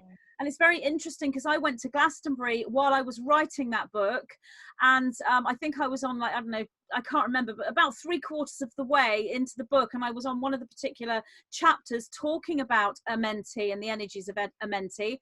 And as I parked up in Glastonbury, I just thought, I'm going to have a sign, I'm going to get some synchronicity, I just know it. We went straight to the vegan cafe, which is halfway down the street. I sat down on the table with my husband opposite me, and I looked up, and that's when I saw the picture with the blue flame, and it says Amenti. So I don't know if that's the exact same picture. Is that the restaurant? So I had that same. So I had that same. I thought blue flame Amenti. So amazing that that's up on the wall in that. I presume, Jen, you'll know exactly what we're talking about because Excalibur. You live there. But for us, if you and I have been shown that picture as a synchronistic sign for our own downloads and our own spiritual work and our own creations, I was writing the book. So there's such a parallel here that, you know, from my perspective, and I'm sure from your perspective, when you're actually living that unique experience, it's just such confirmation of your own truth. And so with me, it's very much about the sort of the matrix and the presentation of the field that's around us. And that brings me back to the question about what to do about releasing that clearing specific to this country and the ancestral line. And that's all in Infinite Helix and the Emerald Flame as well. There is a visualization meditation given. And what you would do is you would look at the matrix as a presentation of horizontal line, a vertical line, and you have these diagonal lines which are representative of the ancestral lines, and you place the jewels, the gemstones within those frequencies, within those lines, because they hold the ability to clear. And one of those jeweled gemstones you would use for that clearing is the emerald. So there's a lot of parallel with everything you're saying. And there's a whole chapter in that book about the Ark of the Covenant and the rod and all of that's all in there. So you have delivered those same key codes. I deliver them in a completely different way in that book, but you've delivered the same key codes, which are memory activations for your own awakening. And the whole Wizard of Oz has got the same different codes, but again, there is a lot of awakening within that sort of metaphoric story as well. So Becky, have you any comments to make about everything that's been said, or about that question about the clearing ancestrally for this country, and anything Amenti said, the whole Emerald Flame and the Amenti, the blue flame, the Emerald Stargate? Any sort of comments there? Right, there was a lot, and I'm not good at keeping these mental notes. I wish I'd had my pen and paper, but so I totally agree. Amenti was talking about how King Arthur was sort of trying to take on the role after the Jesus and Mary Magdalene failed attempt at this. I agree with that. Now I'm just trying to think about, there were so many different things, and like I said, I'm not good at organising it in my mind. So jumping back to the clearing ancestral lines, because I was thinking about that. In our last roundtable podcast that we did, I talked about the kind of the download that I had, where it's the phrase, you know, I love myself, I forgive myself, I heal myself, and I free myself. And I was talking about doing that into the 4 directions. So you stand facing north, which is represents the element of earth and your physical body, and then you turn to the east, which represents the element of air and your mental body. To the south represents the element of fire and your spiritual body, and then to the west, which represents the element of water and your emotional body. But I was thinking, I had been in my mind developing this further, and it is important here, because if you you know, some of us talk about the chakras, the 7 chakras, and we've got more really in our bodies, but an older understanding, if you like, of our bodies is having more like 3 energy centers, and these are in the head and in the heart and in the lower abdomen, and these are energy centers connected with, so the one in our abdomen is connected with our physical body. It's also connected with gut instinct. So there's a level of intuition and intelligence connected with that energy center. And if you are sort of thinking about your physical body and that energy center, and you run through the I love myself, I forgive myself, I heal myself, I free myself, move up to the heart chakra, which connects with our emotional energy center, and say those again. I love myself, I forgive myself, I heal myself, I free myself. Again, up to the head chakra, and the same thing. If when you're doing that and you have more time, because you can do that as like a routine, as just honoring yourself and stepping into that personal space where you are, it is a 0 point energy, because you are creating a calm and protective and healed and aligned energy around yourself with all your energy centers. But if you have more time and one can focus on each of those things and say, I love myself, thinking about your physical body, then you might think about, well, what is it that's initially saying, you know, immediately saying, well, I don't love this about myself, I don't love that about myself. The little chatter that's going on and is sort of saying, you know, that's when you can become really tuned in to what is it that you do not love about yourself. Look into that and see where you can direct love to that, and forgive that part, and heal that part, and free those feelings. The same goes the emotional body. What is it that is triggering your emotions that you don't love about your emotions? What are the things that you're hiding? What are the things that you just don't like about yourself from an emotional point of view? And work through that process, and you can heal them. And the same goes for the mental body. So and then of course the spiritual body. But obviously our spiritual body is actually, our spirit is whole, it is perfect, it's connected with source. But you know, that for me is one way of doing that, not only in the here and now, but through your whole ancestral line. Because, you know, the bodies that we are in right now, we have the DNA of our ancestors from all over the world. You know, if someone has been born and bred in England or Ireland or wherever, and they know that they've got that genetic line going back many generations, then they will have that energy stronger for that particular spot. But still, bottom line is that we've all come out of Africa, and we've all come, you know, inhabited all around the world, and we've all got that genetics within us. So we all have the ability, when we're healing ourselves, to heal an element, and you can focus on the ancestral element within that DNA that is within one's own body. So you can focus on that part. Oh God, there was more and I've forgotten. This is a problem with me. I'm not like Amenti or Jen or Tara, where you can just talk really fluently. I've never been able to do that, and I apologise for that. It's No, not. It's Becky, not that's really, really helpful. That's really, really helpful. It's a similar kind of exercise to what I was saying about going into the matrix, putting the gemstones in this sort of directional lines. That's more of a sort of a geometric presentation of what you're saying. It also links to Jen's what she was saying as well about the sort of the Hawaii, is it Hopono? Yeah, so that everything sort of links up together. I was just thinking, I'm not sure how much time everybody has. I've got a few questions. I was wondering, shall I just read through each question and you can all just choose which one you'd like to respond to, because there's no way we're going to get through them all. So if I read through them all, go round each one of you, and then each one of you can just choose what you'd like to comment on. So the first question is, I looked for the City of London book by Christopher Street, but because we mentioned this in the last round table, but a book by that name doesn't exist. Can you please confirm the name of the book and the author, please? And someone also talking about books. What's the book by, what is the book called Mists of Avalon? What is this about and who wrote it, please? Would you advise that I read this as part of my spiritual journey? So this was something else that we mentioned. You all spoke of salamanders, dragonflies, and other symbolic creatures. Could you discuss the unicorn? And does the unicorn have a specific connection to the United Kingdom? Someone else said, are you sure Glastonbury is the heart chakra? Are there not several heart chakras for the planet? Don't they move around? And why would a heart chakra be on the surface of the planet anyway?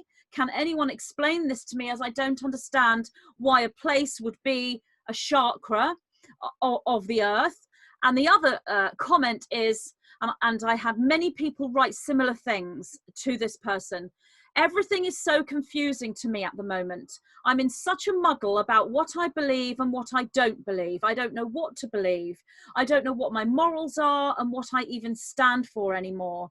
I'm running my mind around in circles with what I think is the right thing to do for me and my family, for my children and my friends, versus my beliefs and the choices that I want to make. And nothing makes sense to me anymore. I guess I'm overthinking it all, but I'm absolutely exhausted with it. So, Tara, would you like to comment? I know that's a lot, and there's no way we're going to get through all of it, but if each one of us could maybe comment on something to help each individual, or if anyone knows the answer to the questions about the books. So, Tara, got any comments there? I feel for that lady that's really just spun out, overwhelmed, losing herself, doesn't know what she thinks and feels anymore. And so always come back to breath. And I always recommend people, because when we control our breath, we control our emotions, and we try to control our thoughts. And basically we got to stop the control pattern. Okay, we don't like being controlled externally, so why are we controlling ourselves internally, right? So let it go. Not right? That's how to really make yourself ill. So let go. Be breathed, and imagine yourself like a string on a guitar. You are tuned at a very, very, very high vibration up there on a peg that is connected to the source of unconditional light, high frequency, whatever you want to call it, and all the way down into a very, very base anchored spot, just like on a guitar. And you've got the lowest notes and vibrations there, and the highest vibrations. And this is essentially what you are. You are a strand of DNA, a strand of creation, a string, like Jen was saying of the instrument. Now, if we are bringing our consciousness up, i.e. to our head, to beyond, to things outside of ourselves we don't know, that we can't imagine, that we can't control, that are unseen, we're going to get strung out. We're going to get, highly strung. You see the analogies? Highly strung. We need to, like giving birth, like I've talked about natural birthing on here before. The deep, I can't do it very well at the moment, but the deep, bringing your awareness, your consciousness, and your breath down, not to just your diaphragm, but into your womb, into your sacral area, and down into your base center, down into your perineum, and land, and like literally relax into your bottom, and then allow your breath to go deeper and deeper and deeper, and just get into the channel of your breath, up and down, and bringing yourself with your awareness lower, lower, lower, lower. And you're going to have an incredible experience again and again and again by doing that. So let breath be your teacher. Let breath be your lifeline. Let it be your anchor. Let it root you into your physical body and deeper, deeper into the earth connection. Just breathe, right? Seriously, stop trying to control. We can't think everything. We are going through a consciousness upgrade. So many people's consciousness is just not capable of taking in all these different dimensions and different frequencies and potentials. You can't. So just get really simple, be like a child, come back home to your body and just be breathed and just enjoy the ride. Like really sit back and just let go. I would say, Tara, would yoga help with understanding that breathing, or is it not really the same? No, the way that I invite people to breathe is because yoga is fantastic, and there's lots of controlled breaths to get specific states of being or specific hypnotic states, all kinds of different things you can use the breath for, because it's essentially who we are. You take away the breath and you don't exist. You're a pile of dust that goes back to the earth, right? It is literally everything that you are. So just allowing the breath, because it unconditionally gives itself into you to create the form that you are and to create life. It literally kisses you into life every single moment that you exist. And I invite people to unconditionally receive the breath the way it's unconditionally given, and stop having a very conditional, very controlling relationship with their own lifeline, right? So take the masks off. Take the masks off and breathe, people. Seriously. Breath, yeah, the breath. Like get oxygen into the body, get spirit into the body, get out of your head and get down, right? Get close to Mother Earth, like Amenti was saying. This is Mother Earth right here.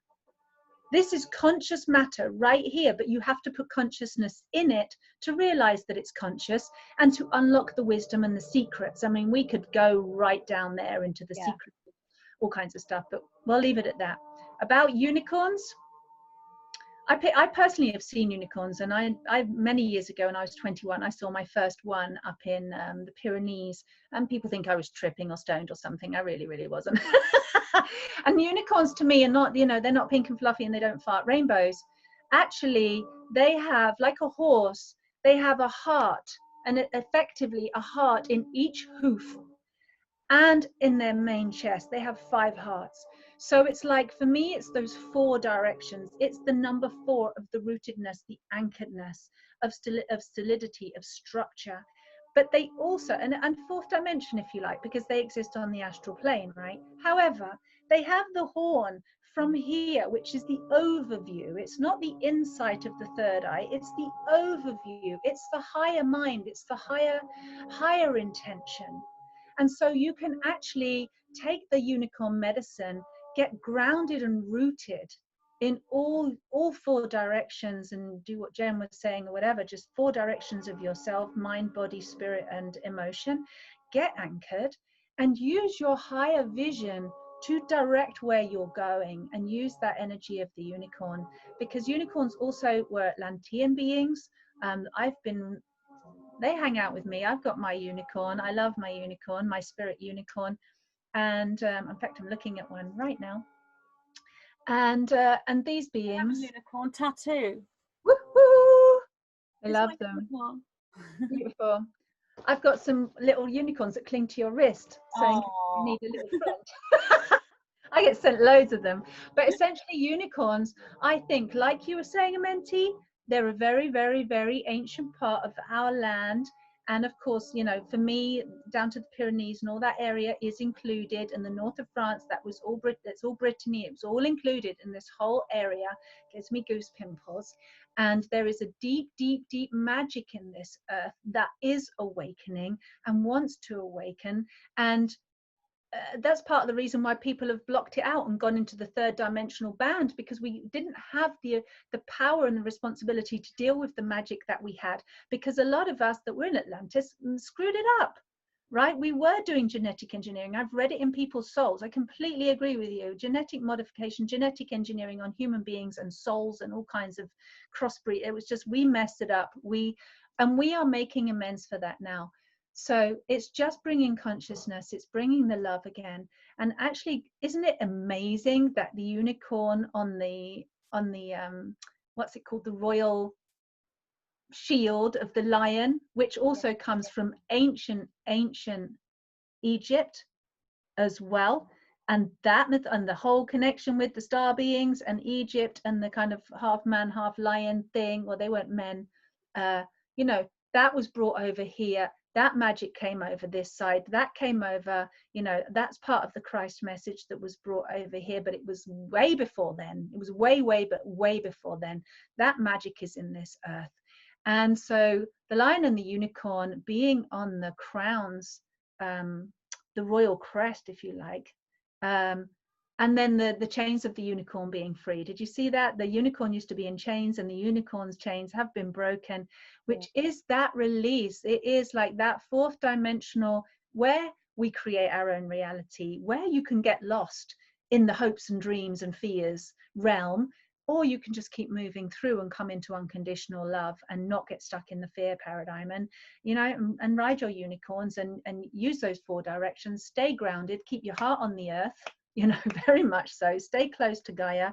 She knows what's going on. Like, strap in, put your seatbelt on. We're going incredibly fast through this universe right now to our home spot where Mother Earth was born. Stay close to the earth. Invite in your unicorns, invite in your pixies and fairies of that 4th dimension, and enjoy. Just ask for the help. And also the book Mists of Avalon is by Marion Zimmer Bradley, and it is a story, but you decide for yourself what's real and what's not, and it's magic. Thank you.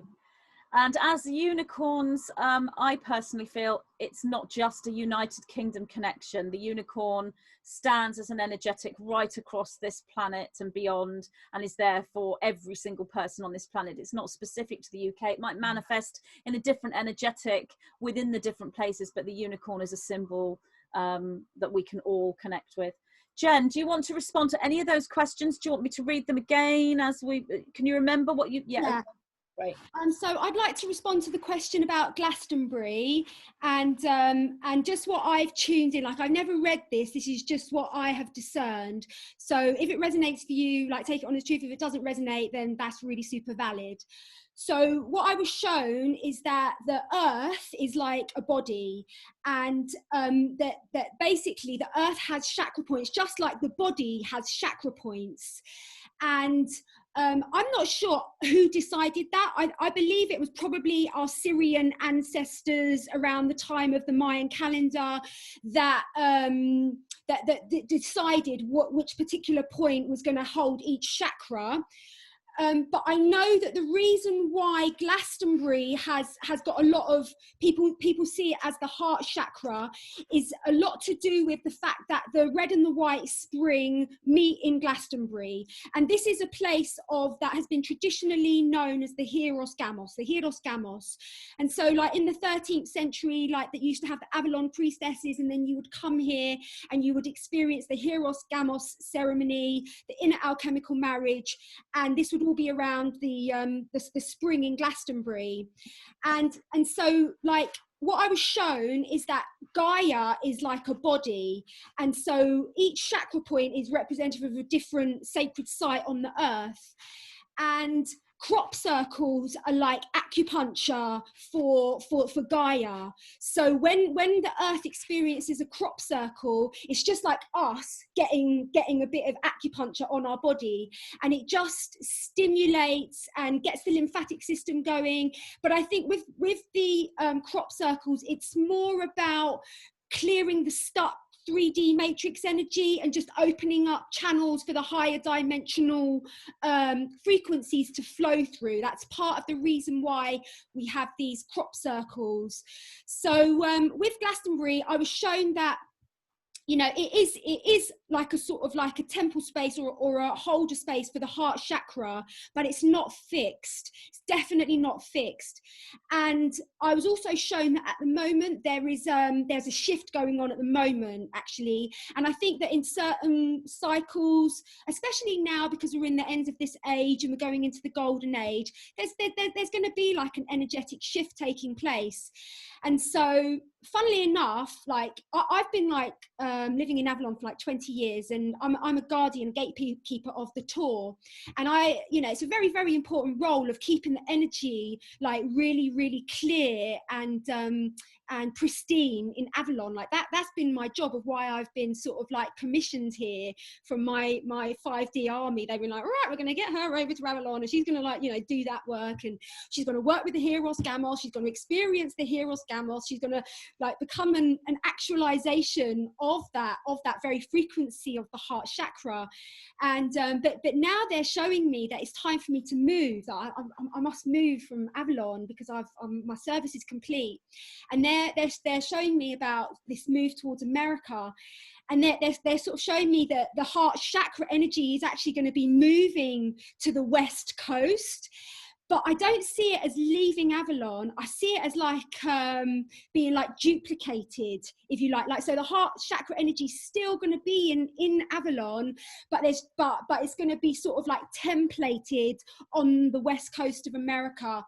And I think that with certain people that are holding a certain level of consciousness on these particular sacred sites, that is what empowers and activates these sacred sites to come online, if you know what I mean.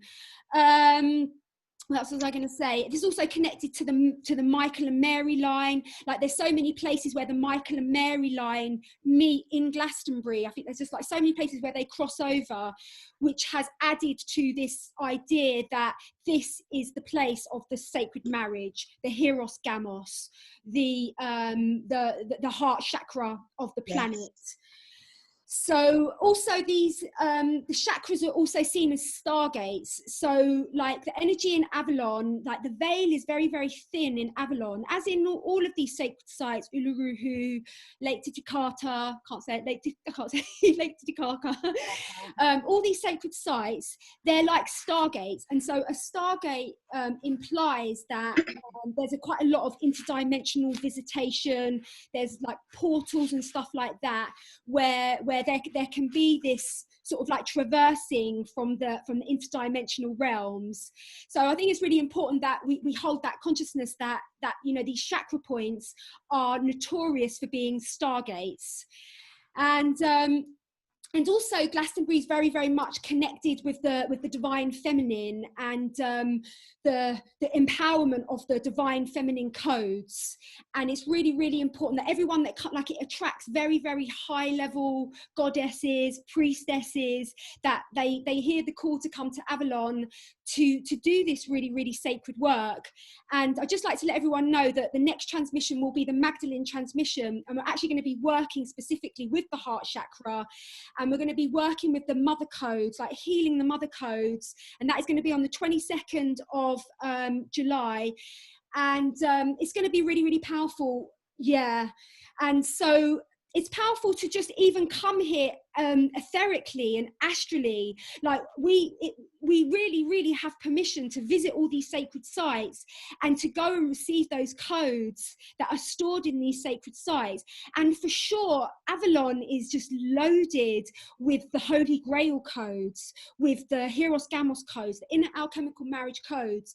And so if you are on the twin flame path and you really, really are calling in your divine partner, like you can actually send your soul to Avalon, you can send your soul to the White Spring, you can come to the tour, you can really, really tap into the energies of these powerful stargates on the earth. And but yeah, I would just like to say that I definitely don't think it's fixed. I think that it's fluid. I think that it's moving, and it's very, very, it's a really intense experience living in one of those stargates. Thank you, Jen. There's some major Avalonian activation codes delivered there. I agree with everything you said, especially about the crop circles and the acupuncture and the frequency that's being placed within the earth and within all of humanity when the crop circles are manifested. I know Tara has to leave in 5 minutes, and she was just saying in our little chat about the heart chakra moving, and potentially we're manifesting another heart chakra. Do you want to quickly discuss that, Tara, before you say goodbye? I mean, I obviously I'd like to hear from Amenti and Becky about those questions, but if you want to quickly sort of mention that before you have to leave. Oh, you're still muted. Yeah, I'm sorry, I didn't mean to kind of interrupt any flow of conversation. No, fine. You've got to go. In front of Rebecca. But as you were talking, Jen, and you were saying about, and I think you've mentioned it before in the last one about the movement or the migration of the heart chakra, because they have moved, and I don't know where the origins are either. But as you were saying that, I was like, you know, I've, like probably many other people, getting strange heart palpitations or like changes of the heartbeat, things happening. And I'm a really healthy person with a really healthy heart, but I've been having strange heart palpitations, and it's over on this side of my chest, so over on the right hand side. So let's, like, our physical heart is here on the left, right in here. I've been getting these very strange sensations and feelings here for quite a few months now. And yes, we have two heart chakras. We have the higher heart here, which is all about purpose and the beliefs we've taken to our heart and our passion. And we also have the central heart here of unconditional love, divine union of masculine and feminine, the infinite, the source. And we also have a third area, which is the higher solar plexus, or the divine will, which is a third aspect of the heart, the lower heart, if you like, heart in action, love in action center. So there are those three chakras in the body. But I'm curious, does anybody else get a sensation that, is it possible that we as human beings, as we're developing and as we're transforming and metamorphosizing, is it possible that we would have two hearts? And I don't know what anybody else feels, and maybe this is not something for discussion right now, but since the heart ear is on the divine feminine, or the feminine side of the left, and then I'm experiencing this new opening onto the right hand side in the masculine, the patriarchy side, I don't know, that I'm just finding that interesting. And when Jen said about the earth being the body and the chakras of the body, completely agree. So I don't know, I'm just going to leave that open. Well, as we're moving into new earth, everything is reconfiguring, and that will include us. But I mean, we could be talking hundreds and hundreds and thousands of years into the future, but we configure our DNA reconstruction in alignment with the construction of the planet and vice versa. So if we've got heart chakra and all chakra shiftings and movings within the energetic system of the planet, we're going to have a match within our own bodies. So who knows what we will look like in. If we have the heart chakra here of source, and we have a heart, and it's like, I don't know, maybe. We'll see. Thank you, Tara. That's really interesting. And you know, if you have to go off, that's fine. So say goodbye to you. I know, Becky, you have to go too. Do you want to speak next, as you've got to go as well? Yes, I do have to go in a minute. So thank you. I was just thinking, well, Doctor Who had two hearts, didn't he? He's a time traveller. So. I didn't know that. I remember what it was, one of the things that I wanted to say after Amenti spoke, because Amenti was talking about absolutely tying in what's happening in the past has repercussion and an impact on what's happening now. It is just because, you know, we are still part of the past. We're still part of the huge unfolding process. What happened a mere 2,000 years ago still has an impact now, and then again in the Arthurian times, and going way back, Sumerian, and way back, you know, for the last 200,000 years, this energy and the play out of these energies, they're coming to a culmination. But this is not just a new thing that's been happening in the last 10, 15, 50 years or 2,000 years. It really is. What we're experiencing now is absolutely part and parcel of what our ancestors have been part of, and what us as our souls in past lives have been involved in, which is one of the reasons why we are here now, because there is an element of a culmination point and energy. So I just wanted to say that, because that was another thing that I was remembering. like Tara, I totally sympathise with the lady who was feeling really confused. And I know I certainly do. I go through phases, and then for me, I find that if I have a still moment, take myself off into this room, do some meditation, and just connect with my heart, because I know that when I'm connected to my heart, and it's using my breath, it's all, as Tara said, always focusing on the breath. And I love it when she went deep down, because, and the sort of primordial sigh, because that is nothing about going down through vibration. You're not lowering your vibration, you're just grounding your energy to a point where you are not, you're sort of below the ocean, you're not on the surface of the ocean being bobbed about by, you know, everything that's happening on the surface. You're deep down in the ocean where you're not being affected by the winds and so on. So if you're focusing on the heart and on the breath, then you're not being affected. Your mind stops succumbing to the chatter and all the confusion and the fears. And we are living in a time where there is so much input. People are having thoughts on what's going on. There's so much going on, and it is affecting us in brand new ways. So it's a natural response. I just wanted to say that it's a natural response. Yeah, I would agree, Becky. I think that there's so many people feeling like that, and I think it's normal. And it's also important to know that this is deliberate. You know, we are under a attempted planetary takeover and an attack on the people. Nothing to be scared of. That's why we're gathering. There are ways to deal with this, ways to deflect this, ways to move into safety. But you are deliberately being pushed into this state of confusion from one perspective. And yet from another point of view, there's a spiritual awakening going on, and confusion often precedes the spiritual awakening. Jen, I know you've got to go as well. Did you want to say any more before you leave?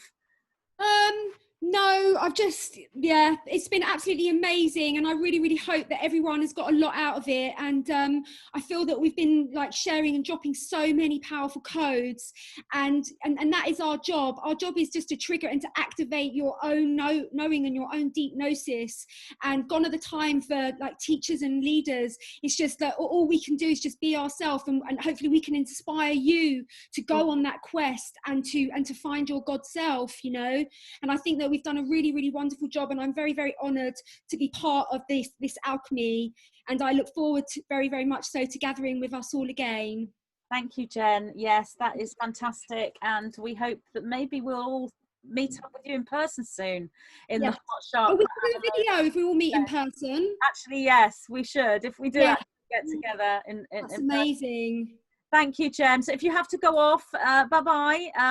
Thank you for joining us today. You've been a valuable asset with all of your knowledge and information and codes that you've been delivering, as has everyone. But Amenti, is there anything you'd like to say regarding any of those questions that I brought forward? Is there anything you'd like to specifically ask about? And, you know, do either of you remaining, do you know the answer about the other book at all for the person? No, me. You do? Okay. I do. Go on then. Yeah. So the book, the author is called Christopher Street, and the book I actually combined two of his book titles names together. So the first one is called London's Ley Lines, and then the second book is called City of Revelation. All right, and that was the book that I was speaking about. It's a very in-depth book, but it is a very good book. The second thing I'll talk about is how the energy on the planet moves in terms of the energy of the chakras of the planet. The planet has tectonic plates, and these tectonic plates are like planetary shields that are vortexes and vortices of energy. So as with everything, it moves, right? And it moves and anchors itself in energy will anchor itself on a certain energy plate in order to amplify that energy in that space. So yes, the chakras do move because the planet moves, and as her vibration shifts, she shifts her energy into different spaces. So for a very long time, the heart chakra was in Glastonbury. At the moment, it's transitioning because the heart of the planet is transitioning. The third eye of the planet as well, and the throat chakra in Egypt also transitioning. So as we go through this shift, the energy centers move, because basically how it works is that different tectonic plates have different energy codes, and so they will amplify when certain energies are needed, and they will decrease in energy when certain energies need to be polarized on the planet. So just to confirm, yes, it does move. And it's also connected to the dragon lines and the ley lines of the planet, which bring in both electricity and magnetism. So when they come together, that's what creates the movement and the polarity and the amplification of energies in certain centers on the planet. So that was also what I wanted to say. There was something else I wrote down that I wanted to say quickly. Oh, the heart palpitations. So I started to get those heart palpitations 2 years ago. And when I asked Spirit what it was, Spirit said that our heart is directly connected to the planet. So when we see the Schumann resonance, that shift in that energy is also connected to our heart. And our heart has a bigger electromagnetic field than the brain. So what's happening is we're literally being recalibrated to the Earth's vibrational frequency. So when we have those heart palpitations, it's literally like we're getting resets and codes so that we can align our frequency with that of the planet as she's shifting. So yeah, that's all I wanted to share on that. Oh, that's really great information. So I'm just having a quick look at this document again. We've spoken about the unicorns, the books, the heart chakra. Yeah, it looks though we've looked at all of those topics. So that's fantastic. Wow, that's a lot of work covered. So thank you. I know that Tara and Becky have left us, but I just want to thank you all for joining me today for this UK Goddess Roundtable. Now, I was thinking our last Goddess Roundtable, we called it the Magdalene Flame after something that you said, Jen. Shall we call this one the Blue Flame of Amenti? Or the Emerald Flame? I mean, what do you think? Because we had the Magdalene Flame last time. We've had this Amenti Flame, Blue Flame, connected to all of the Camelot and Excalibur codes and the Emerald Flame as well. What do you think? I was thinking like Ark of the Covenant. I was thinking, and Camelot, that might be good, and maybe the Blue Flame as well. But definitely that sort of like Arthurian connection I was feeling. Okay, excellent.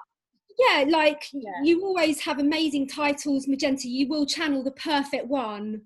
Okay, well, I can discuss that with you in the chat about that anyway. So I'd just like to say thank you again, and to say goodbye to everyone who's been watching. And I really hope that this roundtable has been helpful for all of our viewers. And thank you for hosting us, Magenta. We love you. Oh, thank you, and I will speak to you girls in the chat room. And lots of love to everyone. Bye. See you all soon. Bye. Bye.